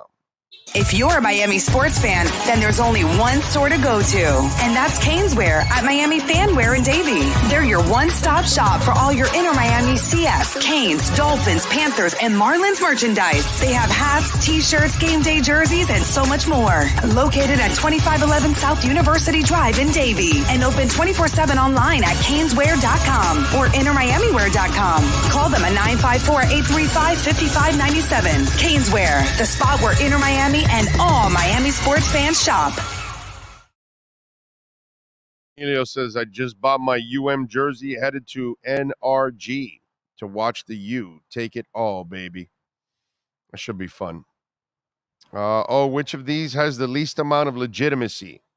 Load management, darkness retreats, or T-Rex in the Hall of Fame? Load management. I'm going to go with load management. I'm just not buying any of this load management crap. I just think you're soft. That's all. It's the way I look at it. You're soft. Everybody else did it before you and did it under worse conditions, and you can't do it? Get out of here, bro. At least the darkness retreats, I guess it's good for some people that have got some issues. T-Rex in the Hall of Fame, that is a complete shame. It's a crime that they actually put T-Rex in the Hall of Fame, but there is no bigger crime than load management. Load management means you're soft and lazy. That's all. Doesn't mean anything else. You're soft and lazy. Load management. Give me a break. Redhead says some top team will buy the FAU coach out and he will leave. There's a chance that could happen, that somebody offers Dusty May a contract. Something tells me they will be having a conversation with Dusty May at FAU. Right? Yeah, definitely. Definitely. Or they're probably already trying to extend it already as it is. Yeah, there's probably talk going on, and there's probably how many years. I'm sure there's some money involved in it as well, but yeah. And with what he's built there, though, the whole thing that in basketball nowadays with the NIL and everything, it's not as easy to go to these. Look what happened with my Coach K, right, and Duke. They've slowly been. They haven't been the Duke that they've always been in recent years, and then now you watch it this year. Right. And Coach K, yes, with his experience and things like that, there's situations that he can look at and go, okay, if we do this, this, and this. But to build a program now, especially one like that Dusty has built rather quickly at FAU. I think it's been, 3 years, 4 years? K's not there anymore, right? Huh? Coach K. Yeah, no, I know that. I'm saying the Shire guy. This year they were not the same because Coach K's gone. They didn't have that position thing there. So I think that cost them a couple of victories, is what I'm trying to say with the experience. But now with the way NIL is, like, you can't build these. I don't believe this, what do they call the big teams, the Dukes, what do they call the Blue Bloods? The Blue Bloods. I don't think that's going to exist anymore. Oh, no, that's gone. That's done. So why not? That's been dying. Why not, if slowly. you're Dusty May, build your FAU and have your name on it? Right. And you've named the coaches that were there before that didn't succeed. Right. Now you're there and you are succeeding. You have an opportunity to build that up. Almost like what I get a different thing with Schnellenberger and the football when they got there, but look what he did for that football program. And by the way, he's in Boca, so they got enough money out there. Yeah, Come on, bro. Help him out with some NILs. Yes, I'm sure there's going to be some stuff going on there. There's got to be some Boca FAU grads that, that made it. You know what I'm saying? Plenty of cash up in the Boca West Palm area. Frankie Fresco with a little love on the super chat. He says, WrestleMania Saturday night, John Cena or Austin Theory. Let me tell you something. First of all, okay, those Experian commercials are the worst commercials in the history of commercials. All right? And I don't know. Listen, God bless John Cena. He's making a ton of money with those Experian commercials. But my God, those things are terrible. They are brutal. They're unwatchable. Okay? Again, he's getting paid. So good for him. He's getting paid. But my theory is that Austin wins here because John Cena's been filming bad commercials.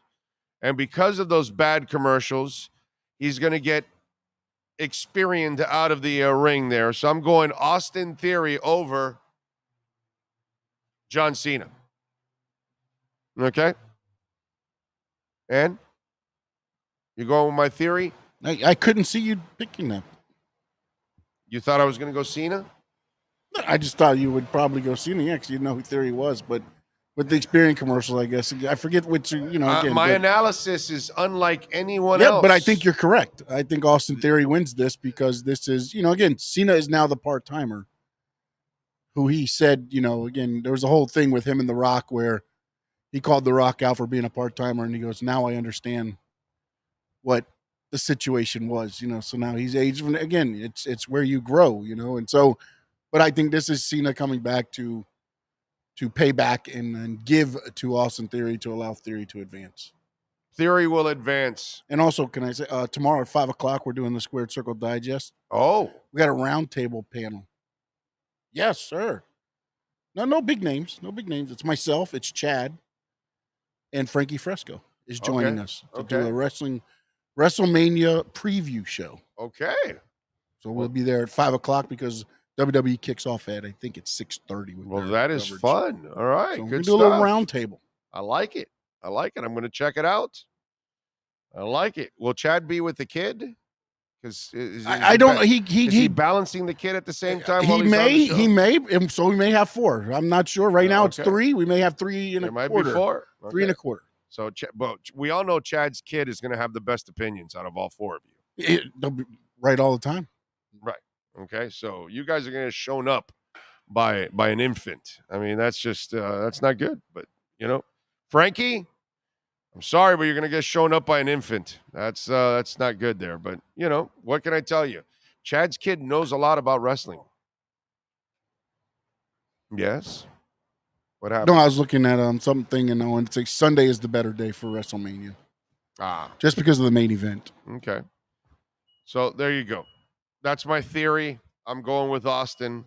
Cena, bad commercials leads to a bad loss. And that's what happens. If you have bad commercials, you don't win in the ring. By the way, we are pumping right now. I told you 28,400. It went up to 28,562 now. So we are making our way to 29,000. And I think we're going to make it a 30 today. Let's go. Let's go. Let's go to 30K today. It dropped to 450 now. Don't talk about it. It dropped to 450. Although I got to tell you, what? It has been cool. Hedera hash graph has been soaring, dude. It's up almost 10%. It's over 7 cents. It's funny because how people talk about, well, it's down, this, that. And like Bitcoin will go up like a couple $100, a couple $1,000. And meanwhile, here I am talking about Hedera hashtag up a penny or two. And I'm excited. You know what I mean? It's because that's normal. It's the little things. What Bitcoin does is so powerful. It's what people take for granted. That's the hilarious part. And then the other one is Cardano. I'm sorry, ADA. It's up almost 8%, and it's up to 40 cents. And this was hanging around the 32, 33 cent range for a little while. So it's gone up quite a bit. All right. I know it doesn't sound like it, but when you're at 33 cents and you go to 40, that's a lot, actually. Okay. So that thing is moving like crazy, which is actually really, really good. Those are 2 of them that I'm really happy to see moving because obviously I have a significant interest in both of them succeeding. Ethereum's up a little bit. It's over $1,800, up 2.5%. So Nice to see some of it moving in crypto. All right, what else do we have? Dougie Fresh says Sean sent you a message in the timeline here. Don't forget NXT Stand and Deliver tomorrow also, Sean. Stand and deliver. It is WrestleMania weekend. Your money or your life. There is WrestleMania SmackDown tonight. The Hall of Fame ceremony tonight. NXT Stand and Deliver tomorrow. WrestleMania 1, Night 1 tomorrow. WrestleMania Night 2 on Saturday. And in between, you had GCW wrestling last night. You had Bloodsport last night. There's some CCW tapings going on. There's so much going on. Is Adam Ant battling in that wrestling match? Adam Ant. Yeah, Stand and Deliver. There you go. See, this is the stuff that I have no clue. See, GP Trap knows Adam and the Ants. He has a song called Stand and Deliver. So. All right, I have to check It's a out good Adam song, too. and the Ants. Yeah. Oh, yeah, and ROH is tonight as well. Thank you, Frankie. Oh, that is what is it? The Ring of Honor. Yes. Wrestling, right? Yes, it is. Very good. It's a super card of honor tonight. Don't you have a belt of the Ring of Honor? I do have a Ring of Honor. I have an Impact X Division Championship belt. I have the WWE Championship belt and the AEW Heavyweight Championship belt. Look at that. Boy, he is a multi-faceted champion in many ways. He's also the champion of podcasting, too. Ray says, classic 80s track, Stand and Deliver. Your money or your life. Dolphin says, saw Adam Ant at Sunrise Musical Theater 1,000,000 years ago. There you go. There you go. He's an interesting character. He had some issues, unfortunately. Oh, man. All right, so Marlins lose yesterday, which at least, we got to thank the Marlins for something. They do exactly what you expect them to do. Lose, not win a lot, not really entertain. Sandy, 5 2/3, 3 earned runs, 2 Ks. Garrett Cooper hit the 2-run bomb, but they lost 5-3, so they're 0-1. And today at 6:40, David Peterson taking on Jesus Luzardo. It's the best part. I get in the car after we finished last night at Hialeah Park, and I'm listening to the Marlins game. It's on 940, right? 940. And right, Seeloff, and I don't know who the other guy is, and I would have forgotten the name Seeloff because you mentioned it there. And so I'm listening, and I feel bad for those guys. Like, they got work, and it's great. They're making money. God bless them. Good for you. But they are it's a broadcast of opium. Like, I feel bad because they can't really, talk about how bad it really is. That's why they got rid of Geffner. But Geffner kept talking about stats. Well, yeah, but that showed how bad they were. That's the problem. Exactly. And so you can't do stats. You can't really talk about the game. I enjoyed Geffner too. I enjoyed his. I thought he did a good job overall. But these guys, God bless them. They're trying, but it's just like you're just spinning hopium, and you're trying to say, well, if they could do this or that, and it's only game 1. But I'm like, oh my God, these guys have another 161 of these that they have to try to spin to the listeners. When there is no hope, it's a hopeless situation. But you've got to broadcast and create some kind of hope for your fan base when really deep down inside, come on, man. We all know that the Marlins season has been way over already. We talked about it yesterday. The Angels, they're not having their radio team even travel, right? Yeah. So how about the Marlins? 80 games in, they're probably out by then. Halfway through the season, just cut the radio broadcast. Save yourself a lot of money. Pay for only half a season. There it is. That's it. Why not? By then, they'll probably be only 20 games You know out. what they could do? They could just broadcast the television broadcast on the radio. When you brought the story first, that's what I thought they were doing. Yeah. When you said that, you just like, oh, no, they're doing remote. No, I they're thought doing the soccer thing. Yeah. They're doing the soccer thing. But yeah, and you're right, though, because I got in, it was I think the bottom of the 9th, and they're coming up, and they're like 5-3, and there's still a chance. And I'm thinking, who on this team? Like, Right. When you look at it, it's like, okay, here we go. And it was a 1-2-3 inning, by the way. Right.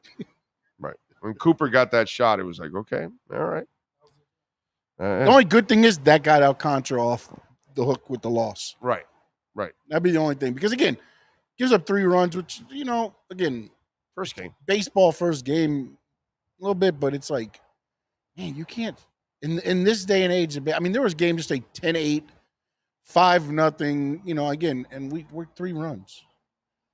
I mean, I think the only team that scored worse than us was, I would say maybe the Rangers. Yeah. I think they were shut out. Yeah. Bad, dude. Yeah. It's going to be a terrible season. Terrible season.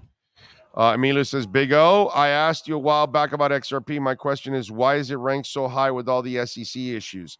Because it has the use case for it is very important because it's for banks using it for money purposes to send money from one bank to another all across the world.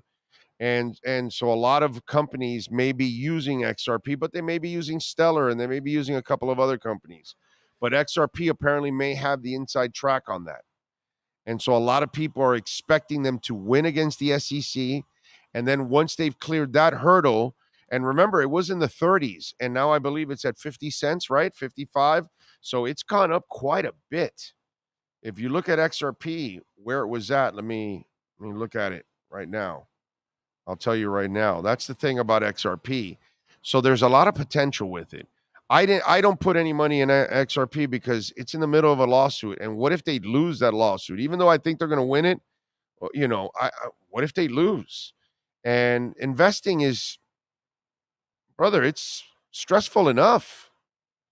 If you own Tesla stock and it goes, down 70%, you got to keep your composure there. And, normally what you do is you buy more, right?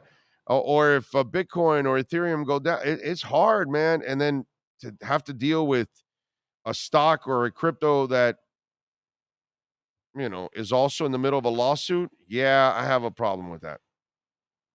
Yeah, that one I have a problem with. It's at 53 cents, almost 54, because it's at 53.7. Okay. And if you look at it, this thing was hanging around in the 30s for a while. So it's already gone up 20 cents from where it was at. That's incredibly impressive. All right. Brett Dodgers, goody two, goody, shoot. Don't drink, don't smoke, but do you do? Don't drink, don't smoke, but do you do? Sean, will you be drinking Pinkle lemonade during the roundtable? If I could get it delivered to me, yes. I have not figured out the right mixture to get the taste. I've tried it, and it just didn't have the same. No, not the same pickup. No. So if I can get out to the fair, maybe I'll grab 3 or 4 of them, store some in the fridge, and be ready to go. Wow, 3 or 4 of them. Wow. Let's see. I was a little disappointed that WWE did not add the crypto wrestler this weekend. What was it? What was the nickname? The crypto wrestler. What is that? You guys got a crypto wrestler there too? I'm trying to figure out. So I'm hoping he comes back in because I looked it up. For WrestleMania, they started a crypto wrestling Inu. CWI, it's called. Dude 67, I am probably not going to a power trip, man. I would love to, but I can't afford it, bro.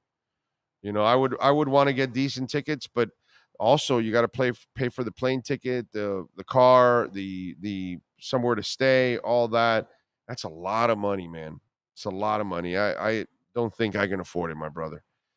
Maybe a year or 2 from now, if crypto explodes, then maybe I can afford to go to a trip like that and treat myself. They were talking about your wrestling nickname earlier. It's what he was talking about. Remember we were talking about the crypto character that you were going to do as a wrestler. Oh, okay. Yes. I can't remember what we actually ended up settling on. What was my crypto name for my wrestling name? Oh gosh, I don't remember now. I don't remember the name we gave me, or did we ever get to it? Well, I think we ended up. I came on and said this should just be the Big O, and then they came up with I think it was for the finisher. Was going to be a crypto move or something you're going to do, like a crypto slam or something that we came up with, or somebody in the chat did. Okay. God, I forgot now. You can come to the ring with the load manager.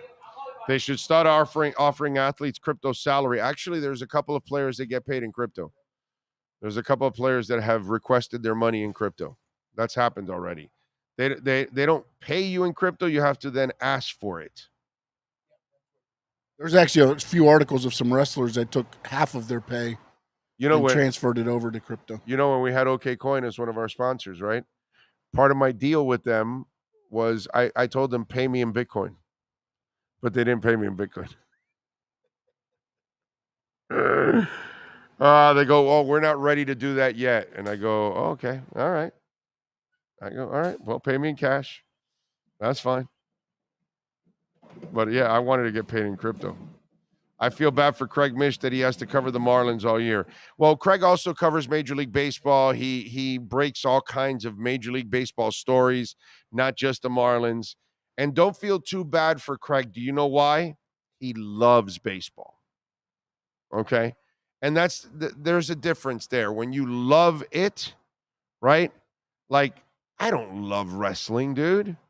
I accept it. I know that it's super freaking popular. Only a moron would argue that. I know it's super powerful because it reaches a lot of people. Only a moron would argue that. But I'm not a wrestling guy. Now, that guy there, his face lights up. Like, he becomes a different person when he's talking about wrestling, and I see it. You know, and for him, wrestling is like for me with football. You know what I mean? It's the same thing. And it's different when you have that passion for it. And Craig Mish has that crazy ass passion for baseball. So he loves it. It sucks for him that the Marlins are bad. That, yeah.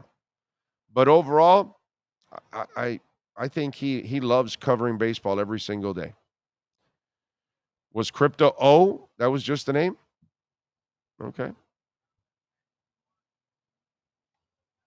Big O, you going to the draft with Sean? No, I'm not going to the draft this year. It's not in Vegas. The Basque Brawler. Spain. Baco. I like it. How about the big coin? The Algorand arm lock. You know, Kyle is definitely a crypto guy when he's throwing out the Algorand right there. That is nice. Polygon should be the ending move. I have to say, Darkness Retreat would be a great wrestling name. Odell Beckham requested Bitcoin. That'd be from where you're from, a wrestler from the Dark Retreat. Right, yes. That's it. Saquon Barkley gets paid in crypto. One of the moves should be the blockchain. I like that one. That one I like, Nyborg. If you get paid on crypto, would you be taxed on it? That's a great question. Because you're not supposed to get paid you're not supposed to get taxed until you cash it in one way or the other. Either you get a break on taxes because you lost, or you won and then they take their taxes from it. But I would imagine that they have to take right away because that's your pay. So you have to pay some taxes right away. So you'll have to part with some of it right away.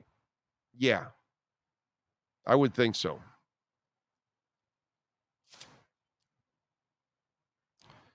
Stuart Leslie Goddard is Adam Ant's real name. Oh, okay. I've seen him a couple times in concert. Big O, what is the name of the guy Austin Jackson has been training with? Is it Pete Bomarito? Look it up there. Yeah. I don't know. I have no idea. Any chance Sean gets promoted to the Big S? He could wear a T-shirt with the S for Superman or BS for Big Sean. He likes BS. BS is more descriptive, I believe. More accurate. I'm just a wise ass anyways. Dude says, I try every year to follow the Marlins and it only lasts a few weeks. Yeah, I don't blame you, bro.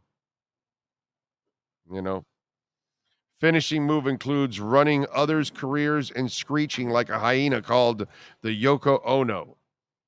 You are a twisted man. Oh, man. All right, so we got a good win by the Panthers yesterday against the Canadians. Kachuk had a hat trick. That was awesome. He's got 100 points on the season. Lindell had 2 goals. How about Adam Lyon? 2 games in a row now. Bob obviously sidelined. And, excuse me, Lyon was awesome yesterday. Didn't get peppered.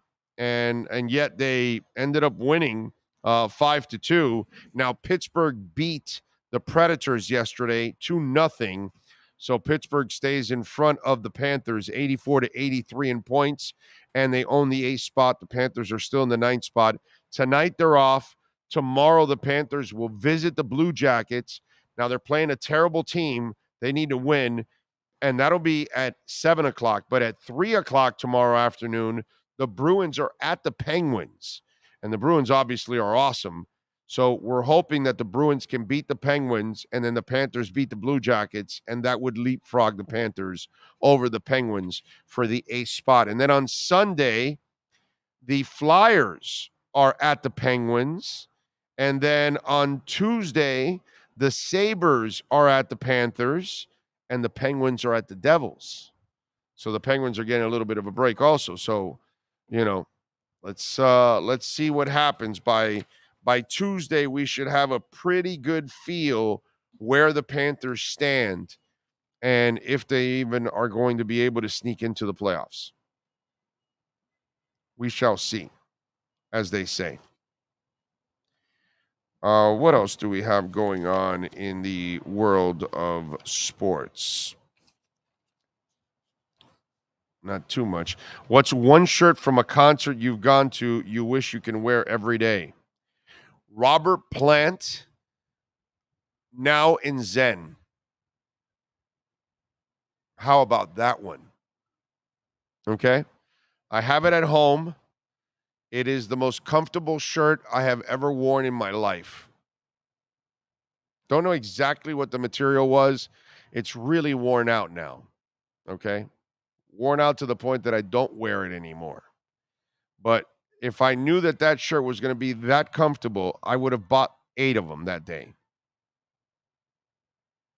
Can't answer. Don't know how, why, what's in it. Don't know. But notice how I had the answer like the second you asked it. Because my Robert Plant Now in Zen concert shirt, I don't know, man. It's like this silky cotton, like almost, you know? It's weird, but super freaking light and comfortable and awesome. There. How's about that? The tax question on crypto would be a good topic for the next visit to KS. Oh, yes, KSDT. Yes, we will ask. Can you see the front office trade into the first round this year? Not on football. No, I don't think so. John says, it's Friday. I skip coffee and have a beer. GP says, you can talk to Craig Minervini like you've known him for your whole life. Fantastic guy. He is a good dude, isn't he? Craig DeGeorge. Oh, you're going with the wrestling stuff? Yeah, man, when he was in WWE, buddy. Yeah. WWF at the time. Right. Yeah, I'll never forget him. When I first saw him on, I was like, that's Craig DeGeorge. Yeah. He's a good dude, man. If I meet him, I'm beside my hat, but it's going to be Craig DeGeorge, not Craig Minervini. One of the most decent dudes you'll meet in this business, bro. With better conditions, better advancement in sports medicine and nutrition, these players still want time off. It's mind-boggling to me. That's why the NBA stands for No Balls Association. They do have no guts. Chris Wilson Fishing says, I have a White Snake t-shirt my dad got me from a concert when he was stationed in Hawaii. Now, is that your most comfortable shirt like he was asking? Is that what you're saying? Or you're just putting out a random shirt that they got for you. Big O, what shirt do you wear to a concert? Do you wear a shirt of the artist you are seeing or another band or another music? I do it all. I'll go to a Iron Maiden concert with an Iron Maiden shirt. I'll go to a Greta concert with a Greta shirt. I'll go to a Metallica concert with a Black Sabbath shirt.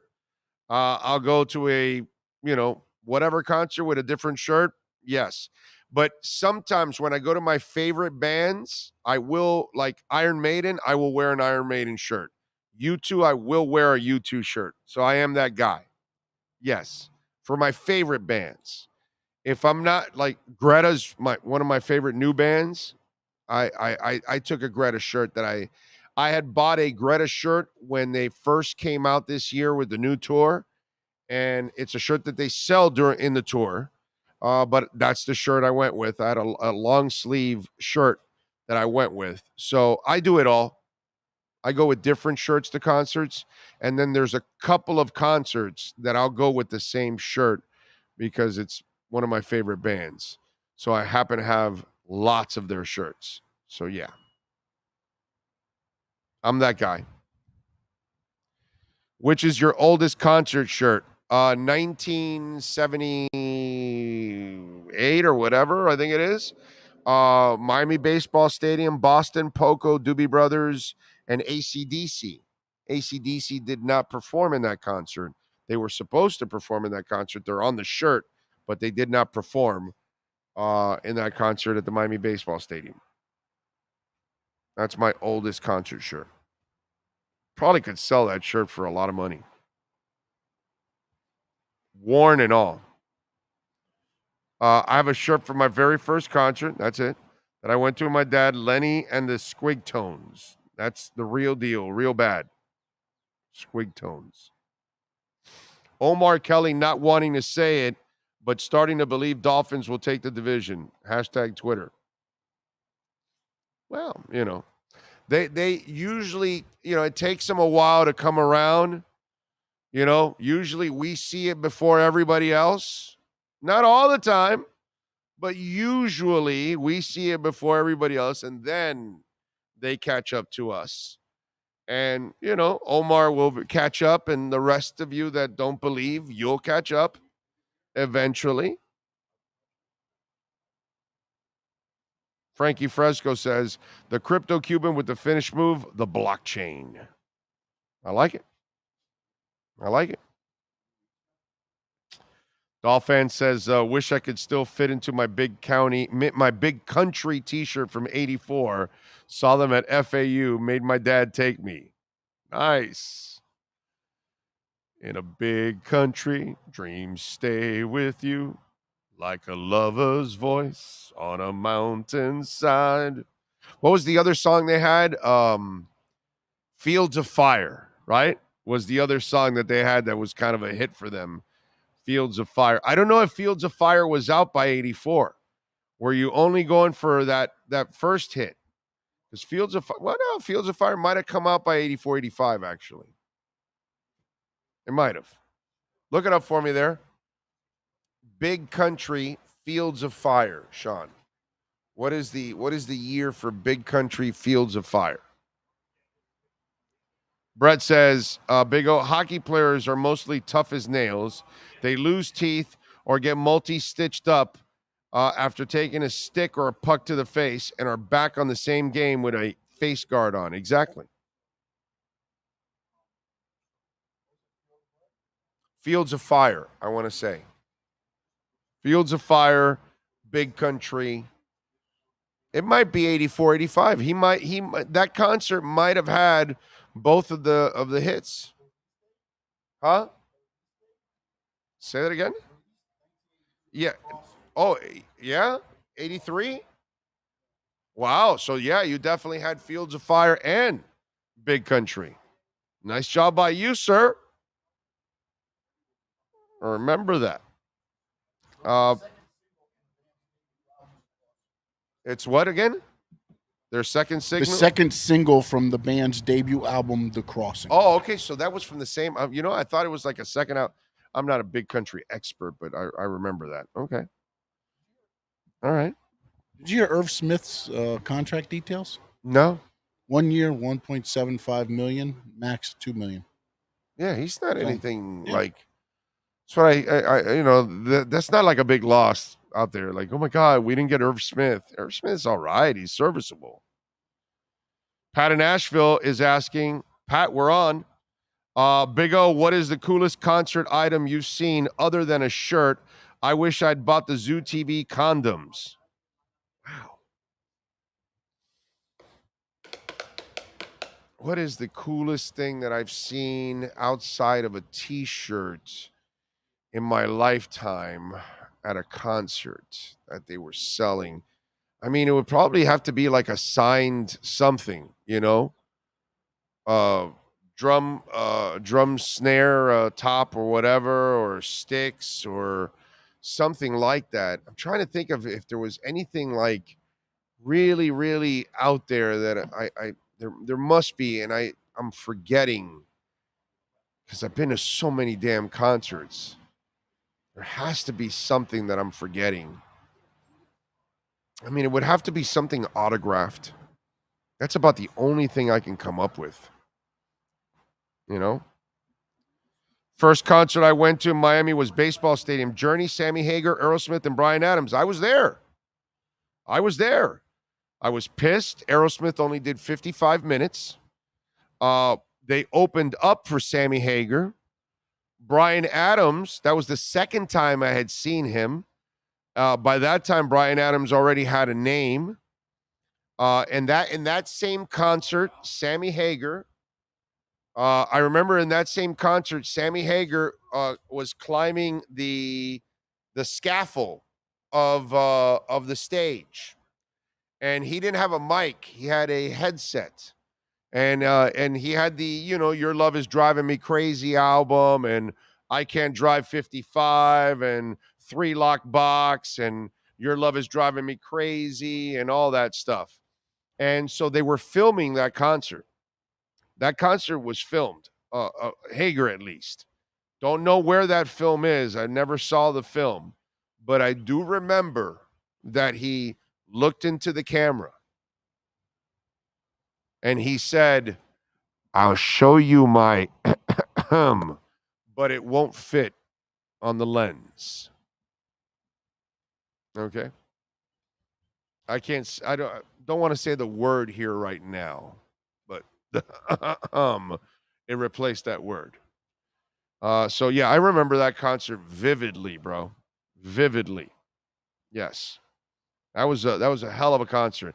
That was the Frontiers tour for Journey at the Miami Baseball Stadium. I remember that. Ray says, came out after, I think they kind of use the same guitar ripoff in the Big Country. I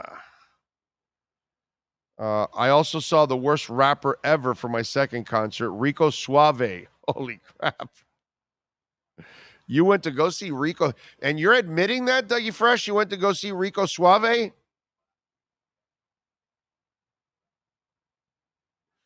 Dolphin says, my first concert, Big O, was there as well.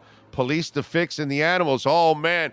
Dude, I quit Playworld to be at that concert that night. I quit 2 jobs, okay, for 2 different concerts. One was that one, the Fix, the Animals, and the Police. And then the other one was Pat Benatar at the Hollywood Sportatorium. So I'm working at Playworld in Hialeah. And the day before this concert, I go to work, right? And I'm going to go to work the following day, the day of the concert there also. So I go to my boss, hey, listen, I really need to take off tomorrow. And I've got somebody that'll fill in for me, okay? Because I talked to somebody and they would fill in for me. So the boss just wanted to be a complete jerk. And he goes, well, you don't get that luxury, okay? I decide who works and who doesn't work. You're scheduled to work tomorrow. And I go, I really need it off. And he goes, well, I really need you to work. And I go, but I have somebody that'll work for me. What does it bother you to have somebody else work? He goes, it's your responsibility. And I go, no, it's not, because I'm out of here. See ya. I'll pick up my check next Friday. And I left right there. I didn't even finish the shift I was in at that moment. In high school, you didn't get in the way of my concerts. No. I can go get another job. Didn't matter. In high school, I worked in like all kinds of odd jobs, bro, all the time. I didn't keep jobs for very long in high school. You know, once I got bored of them, I moved on, because what am I going to do? Stay at Black Angus? At Kentucky Fried Chicken? Stay at Play World? You know, I worked up and down 49th Street in Hialeah, like all over the place. At the mall, I worked at a couple places. You know, throughout high school, I always had a job, but I never really kept one for very long in high school. And so it happened to me again in Pat Benatar. Same thing, except it was different. The guy told me no, and I didn't have anybody to replace me. It was like 2 days before the Benatar concert at the Sporto, and I wanted to go, and he wouldn't let me out, and I said, well, I quit. He goes, you're quitting because I'm not letting you go to a concert? And I go, yeah. This job's not important to me. I told him just like that. I can get another job. I'm not going to see Pat Benatar again this year. This is the only time I get to see her at the Sporto. So I'm going to go. So, yeah. I remember that's a great concert. Plus, I love The Fix. It's one of my favorite bands of all time. And the Police are just phenomenal. Yes, sir. Do you mind if I interrupt the music talk? Or of course, go ahead. In case you missed it, maybe discuss this a little bit too as well. But while discussions are at an early stage, an NFL owner told Front Office Sports that creating a 4-team European division via expansion is something that is under consideration. The expansion fee for each team would be in the $3 to $5 billion range. Do they listen to this show? Like I said, bro, we're usually ahead of the curve on everything pretty much when it comes to sports or crypto. And that's from AJ Perez, senior reporter. Or podcasting. You know how many people walk up to me and tell me, dude, you were like ahead of everybody. Like, how did you know to go do the podcast? Like, everybody tells me that all the time they see me. It only makes sense to do a 4-team division. Just like I've been saying for years, not only the 4-team division for the last couple of years, and have a international practice facility there and all that kind of stuff. I've thought it all out, okay? Plus, I've thought out the 2 bye weeks for several years now, and I don't know why they don't implement it, because they don't care about player safety like they say they do, you know? But I'm not surprised, because that's the next level for producing money is 4 teams in Europe. And I've said that many times. You put a team in Paris, you put a team in Barcelona, in Berlin, and in London. Okay? And then you put a practice facility somewhere centralized, so that way the American teams that fly over can stay there, and it's a practice facility with a hotel, and then they can travel, because in Europe, traveling to those areas, it's not really that bad to go. You know, in Europe, it's actually pretty convenient traveling to those countries from one country to another. So it's not too bad. And I've talked about it. And you have to have an international practice facility here, okay? Somewhere in the center of the country, down south, somewhere in the Alabama, Mississippi, somewhere in that area where they can travel all over. So when the European teams come over, they stay for a couple of weeks. They don't play just one team. Just like when the American teams would go to Europe, you don't play one, you play a couple of teams. You're out there for 2 weeks. And then you come back and you have a bye week. And then when you have a Thursday night game, you have your other bye week. And that's it. Those are your bye weeks. I've talked about this several times over the years. But whatever. Eventually, they catch up. We're just, we're just ahead of the curve. Even on Pat Riley at times when we tell him, don't sign Kyle Lowry, he's not the guy, but even sometimes we're ahead of people like Pat Riley here on this show. Yes, sir.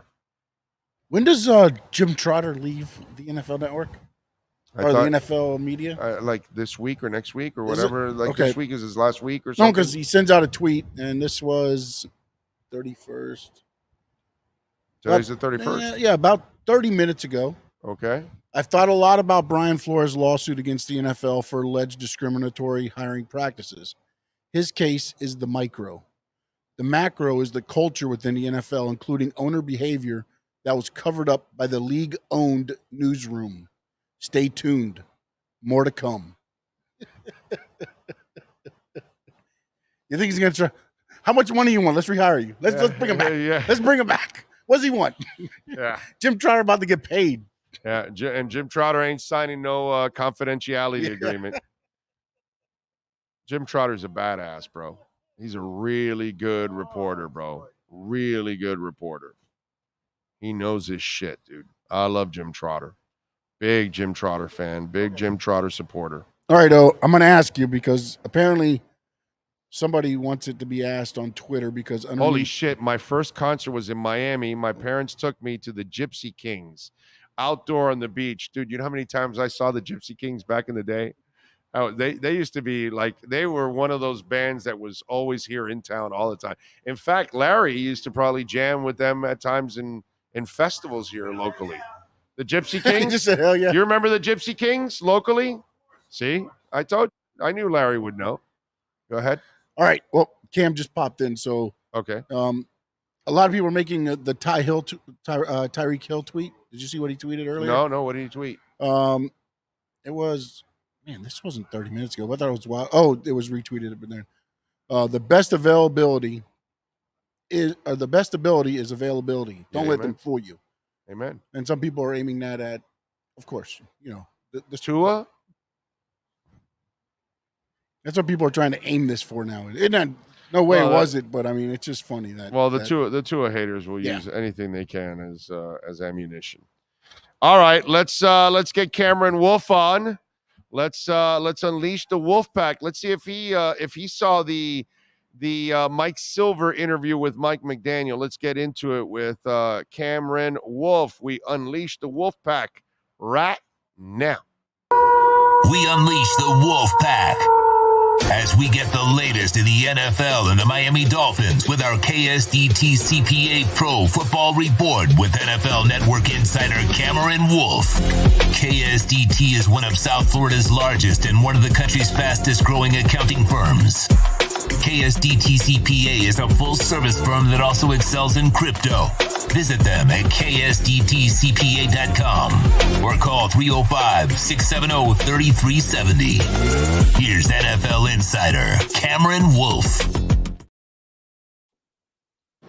All right. And folks, don't forget to smash the hell out of the like button while you're downloading, watching throughout the night or weekend or any time you download any of our segments. Please smash the like button.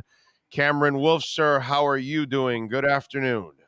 Good afternoon, man. I am doing great. On vacation, talking with you, talking a little ball. I'm actually in Cabo right now. Wife took me for a birthday celebration, and so talking a little ball, and then we're going to start our day. Happy late birthday. Your birthday was yesterday. Yes, it so was. You can now drink, right? You're 21 now? Is that the deal? That's it. First drink. It's about time, bro.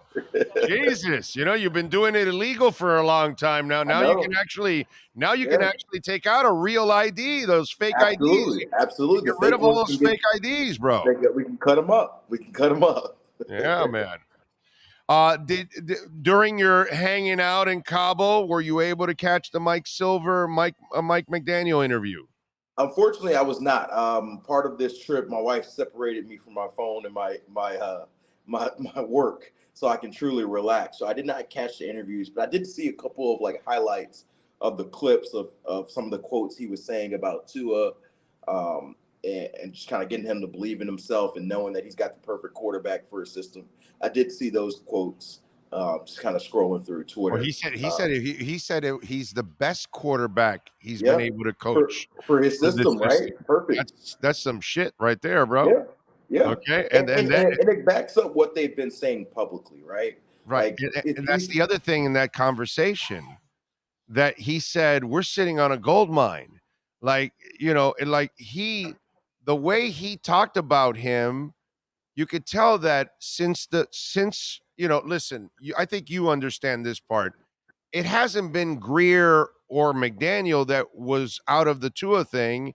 This was the owners that were, Bruce Beal and influencing Ross to go after Brady. And then it was the former coach that wanted Watson. It really wasn't, the trifecta of your front office or the new head coach.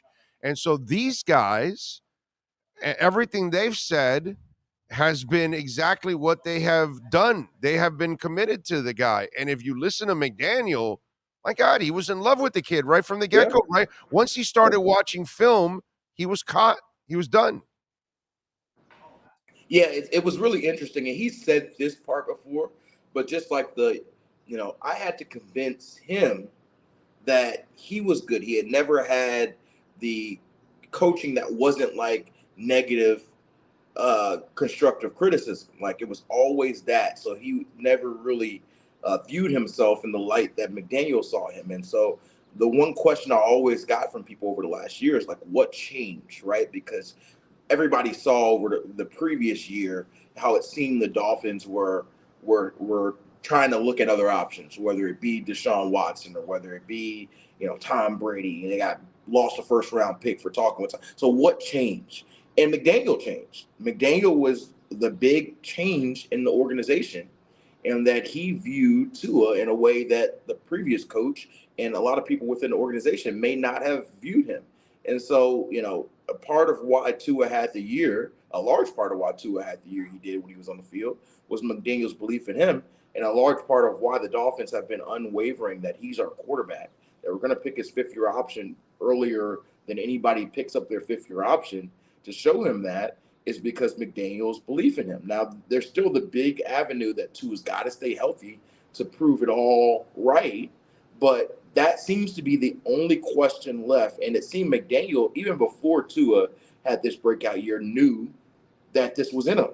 And even the most, ardent Tua supporters, like you are a big Tua supporter, but I don't know if even you predicted him to have as good of a success on the field as he had, this past season. Well, remember, I've called him a lefty Joe Montana. Yeah, I guess that's true.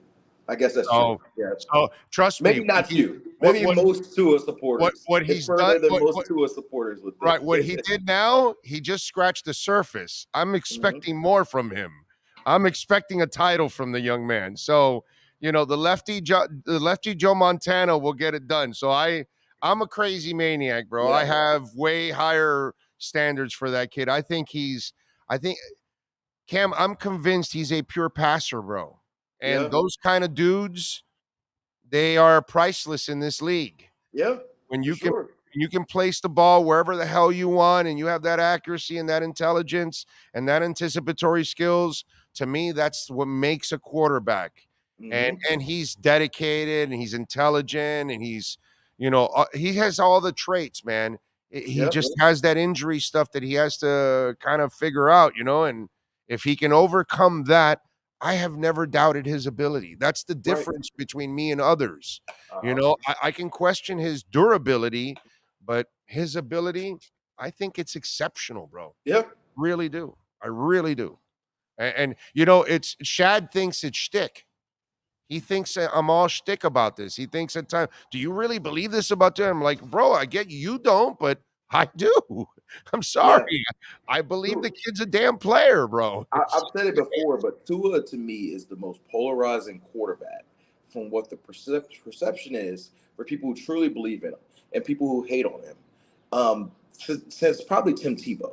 And Tim Tebow was for a different reason because he had religious element, and some people were, but like Tua, like you could talk to one person who will tell you he cannot complete a pass 15 yards, or he should retire because his brain's in mush, right? It's one of those two takes that you hear from the most hater. And then you have people who are on the other end of the spectrum, like you, who think he's going to be the lefty version of Joe Montana. And, on the field, you were closer to right than they were. But when he was hurt, some of the naysayers go there. And so I think he's such an interesting prospect particularly because, like, if you know Tua's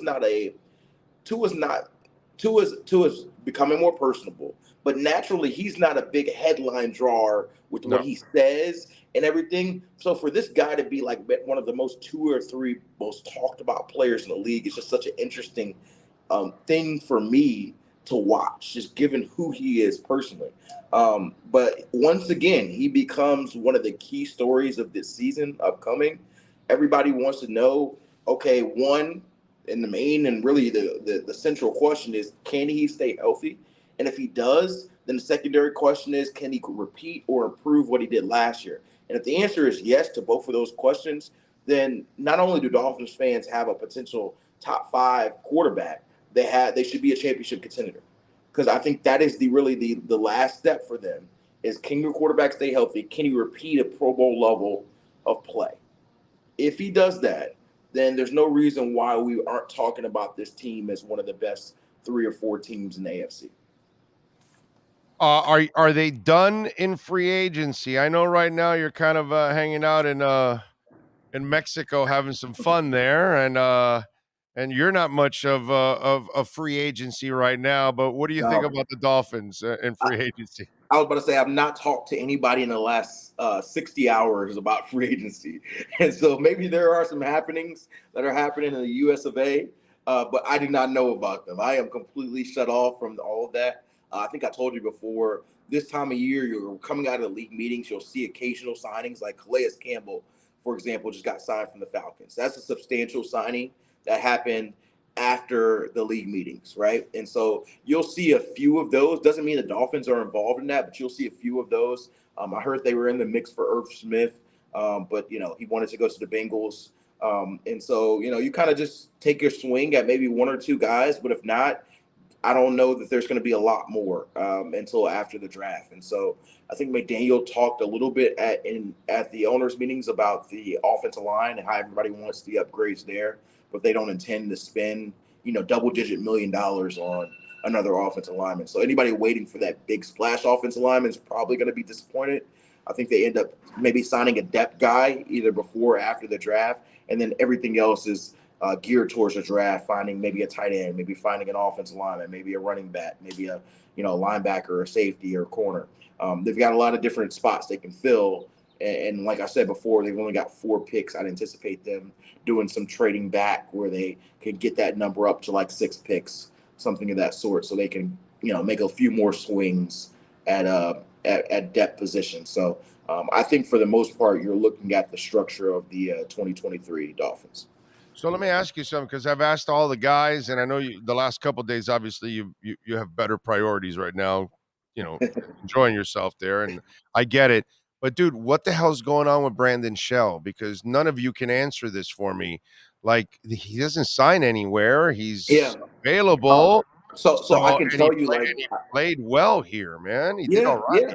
So I can tell you, like, from a reporting standpoint, I talked to people about Brandon Shell before I went on vacation, and I was told they had not had any conversations about, as far as with the Brandon Shell's team, about what it would cost to get him back. So that has not happened. And so so like that's from my understanding, and it surprised me given how well he played. So like maybe they saw something different, or maybe they're targeting another guy.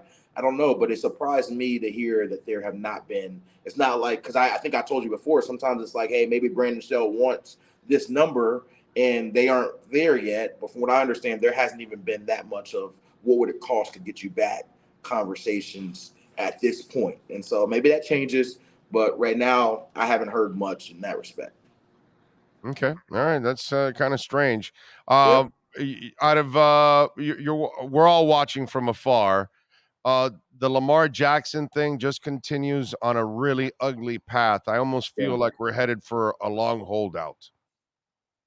It does seem that way, right? He announces that he requests a trade at literally the minute that John Harbaugh is scheduled to speak at the owners' meeting. Very strategic. He's clearly trying to send a message. He's clearly not happy with things. And the Ravens, essentially, they don't really see any purpose of competing with themselves. There's no offer sheet out right now. There's not another team that is offering a trade for him at this point that I know of. And so it's like, hey, we've given you our best offer. It is what it is, or, we're kind of staring at each other like the Spider-Man meme. Who's going to move first? And I think this is going to be a rough offseason. I think the Ravens and Lamar are going to have a lot of more of these difficult public squashes, and I don't anticipate them being there for OTAs and mini camp, and then training camp will be the big question. So it's tough to build a team, especially where you have a new offensive coordinator and your main cog is not there. So maybe one of the two sides bends, but right now, I don't think that this is going to end well. I think either somebody's going to get sour and make a rash move that you can't turn back on, or we're looking at a holdout situation. I love how the world changes, because I've been doing talk radio for a long time, and so you use songs and you use movies and you use shows and moments in life as reference points. Yeah. And now we also use memes. Yes. I'm laughing at this because Spider-Man some meme, and some things are best described. Like you think about the Spider-Man meme, where it's just like perfect. that describes what I feel like they're doing at this point. Like perfect. It was perfect. It was perfect. Yeah. But it's funny how memes are a part of our culture now. Right. That unless you live under a rock or something, you're 80 years old and you don't ever on social media, then you won't know what the hell people are talking about when they tell you the Spider-Man memes. Right. But I mentioned it to you. I didn't even show you a picture, and you immediately got it. Oh, no, I know it. And I hope that maybe not the whole audience, but I hope most of the audience, when I said that, they're like, I got it. I visualized that in my head, Yeah, we lost a few people, because you always lose a few people. but hey, you trying to get most of the crowd. Most of the crowd. For people who don't realize, the Spider-Man meme is literally two Spider-Mans looking at each other, pointing at each other. It's kind of like the joke on social media of you look like me, or I act like you, or you make a move first, that sort of thing, because we're the same. And so that's the reference there where, hey, we're at a stalemate with Ravens and Lamar, and they're like, hey, you first. And it's just it seems like nobody wants to be the one who backs down. And it's going to be interesting. All right, the Rodgers thing, when does it happen? What do you think? Because it's got to happen. I think it'll happen sometime before the draft. So we're about 4 weeks before the draft. I'd say it happens sometime before the draft. My guess is probably the week of the draft. Okay. All right. Yeah. All right. Should be interesting later on this afternoon, or maybe tomorrow. A colleague of yours should be releasing some information. So interesting. Yes, very interesting. All right. Okay. Enjoy your trip, my friend. We'll stay away from that one. We'll catch up next week. All right. Sounds good. Be good. There you go. Cameron Wolf, baby, with the KSDT CPA Sports Business Report. Why don't you bring up the one with the one screen for KSDT? We've got the QR code for you, folks. Listen, man, you've got your taxes coming up, business, personal. Call the great people at KSDT. We got offices in Dade, Broward, and Palm Beach counties. Even if you live outside of the Dade, Broward, and Palm Beach, you probably can just call them up and get your taxes done. You don't really need to sit in front of somebody nowadays anymore to get all this stuff done. But reach out to the great people at KSDT CPAs. They know how to get it done. Right there, you got the QR code. Use the QR code. Support the amazing sponsors that support our platform. And they do it all. They can help your business grow. They can help you with payroll. They can help you with personal stuff. When it comes to your taxes, wills, whatever it is that you need to do. I mean, they do so much. It's endless. Go to ksdtcpa.com, find out, and give them a ring. 305-670-3370. This has been the KSDT CPA Pro Football Report with NFL insider Cameron Wolf. KSDT is recognized by Forbes as one of the top tax accounting firms for 2022. KSDT CPA is a full-service firm that also excels in crypto.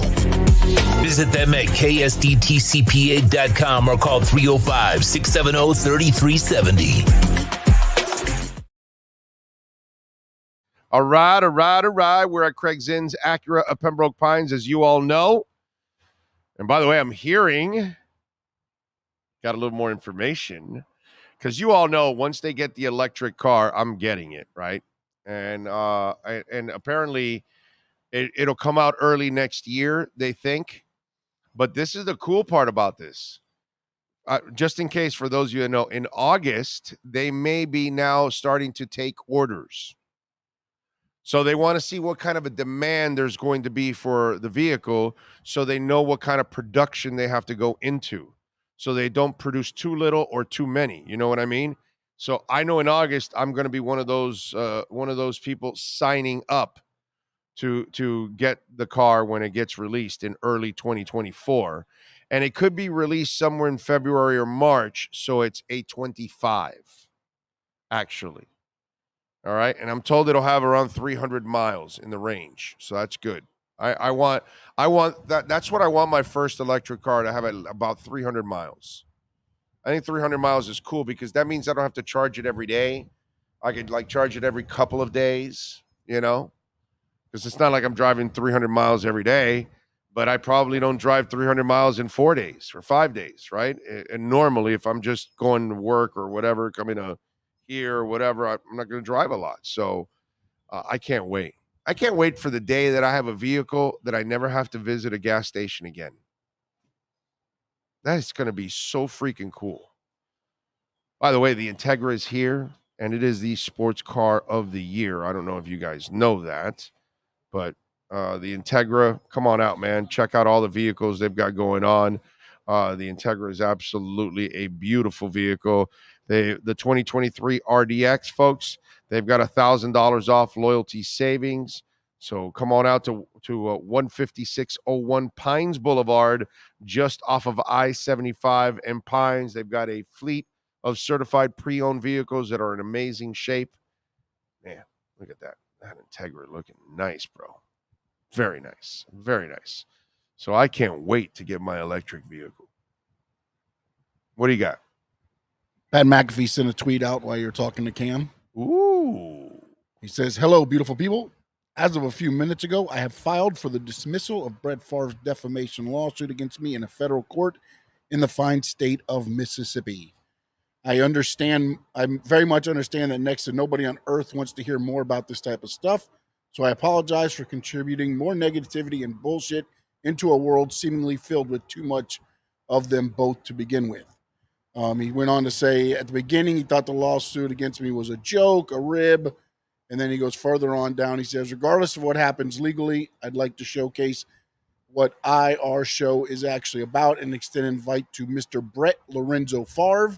Brett, match me with the donation to Big Brothers Big Sisters Foundation in Mississippi. Let's help out the next generation of Mississippians together. Let's give some support to the citizens of your state who might need it a little bit. And let's make something positive out of this sad clown show of a defamation suit with no merit.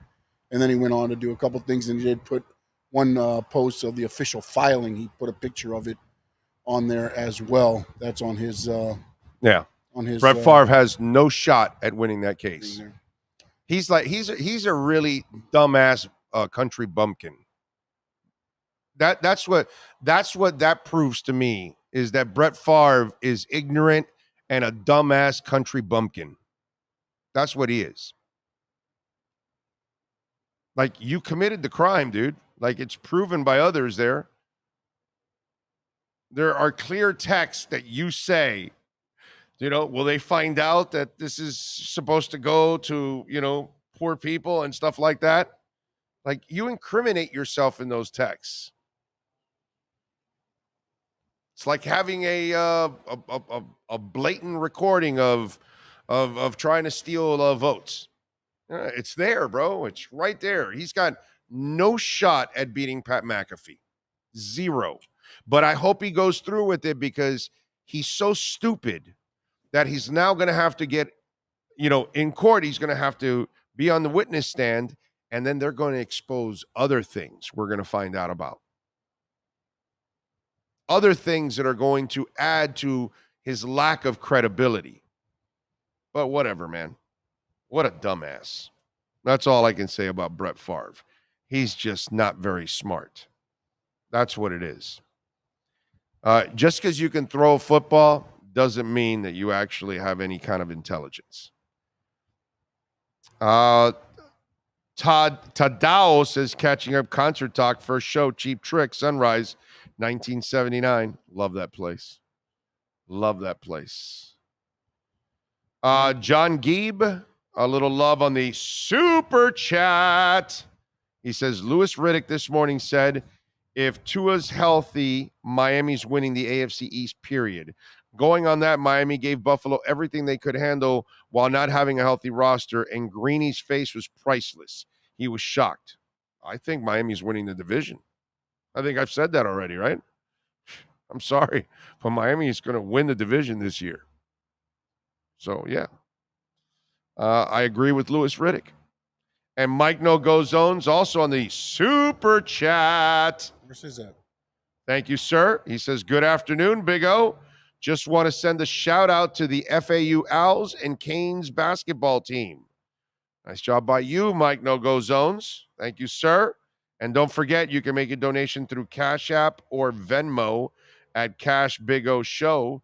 That is Cash Big O Show on Cash App or Venmo.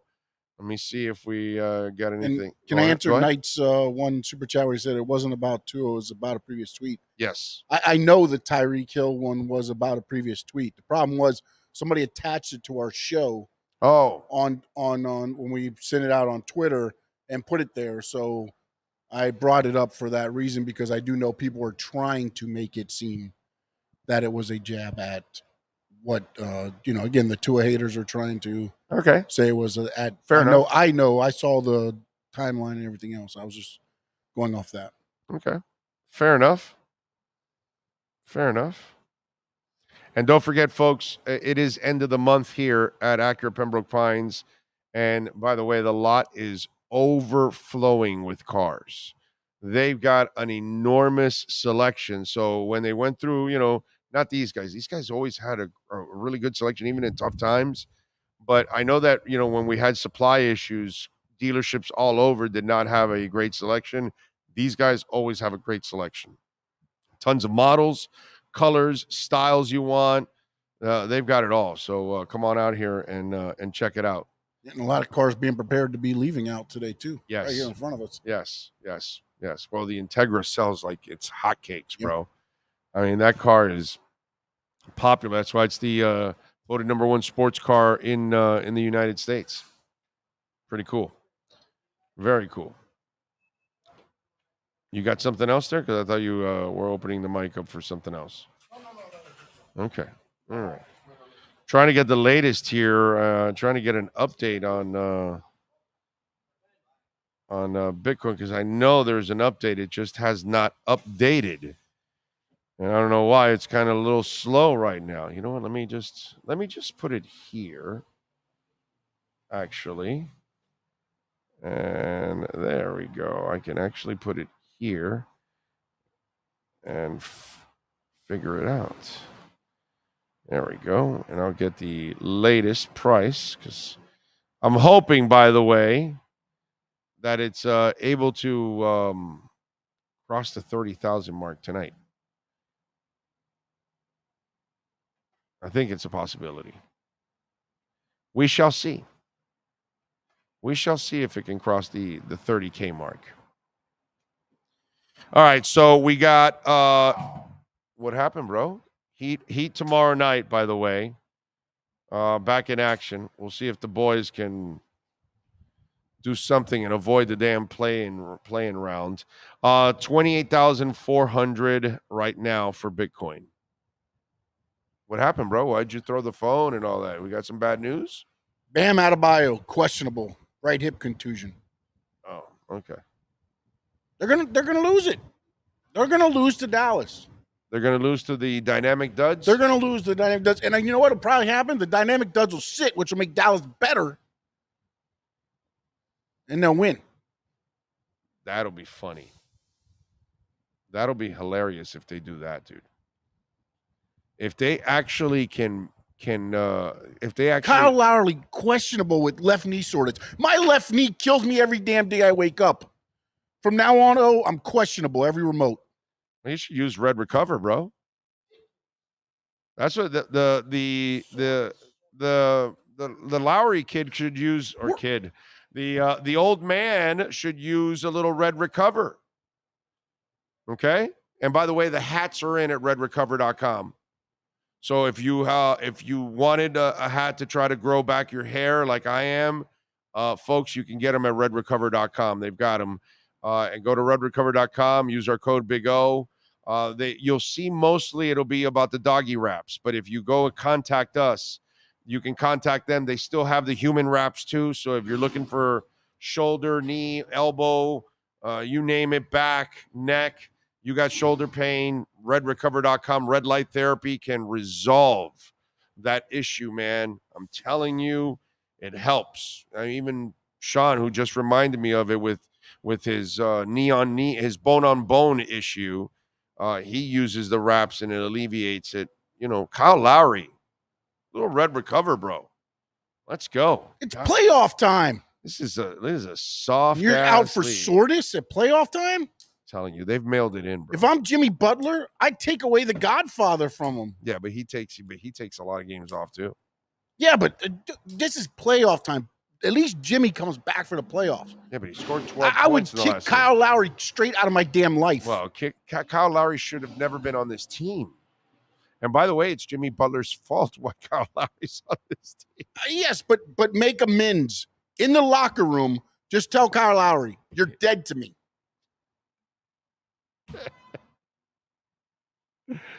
Oh, that is awesome.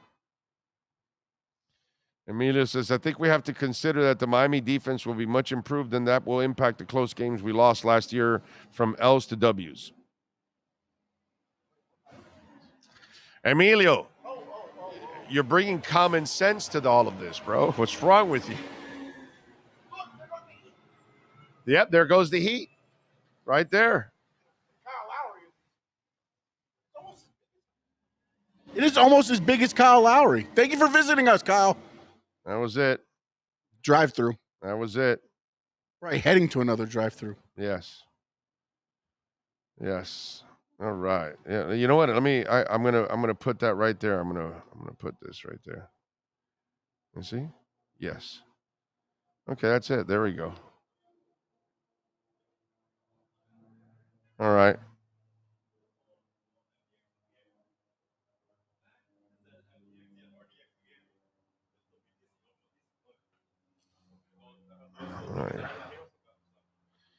All right. Now, if you check Twitter, you'll see the latest Kyle Lowry post on our Twitter page at Big O Show. Okay. It's almost up. It's a video. It takes a second there. Did you see that? You see what I posted? You saw it? Yeah. I just in case if you want to, check it out.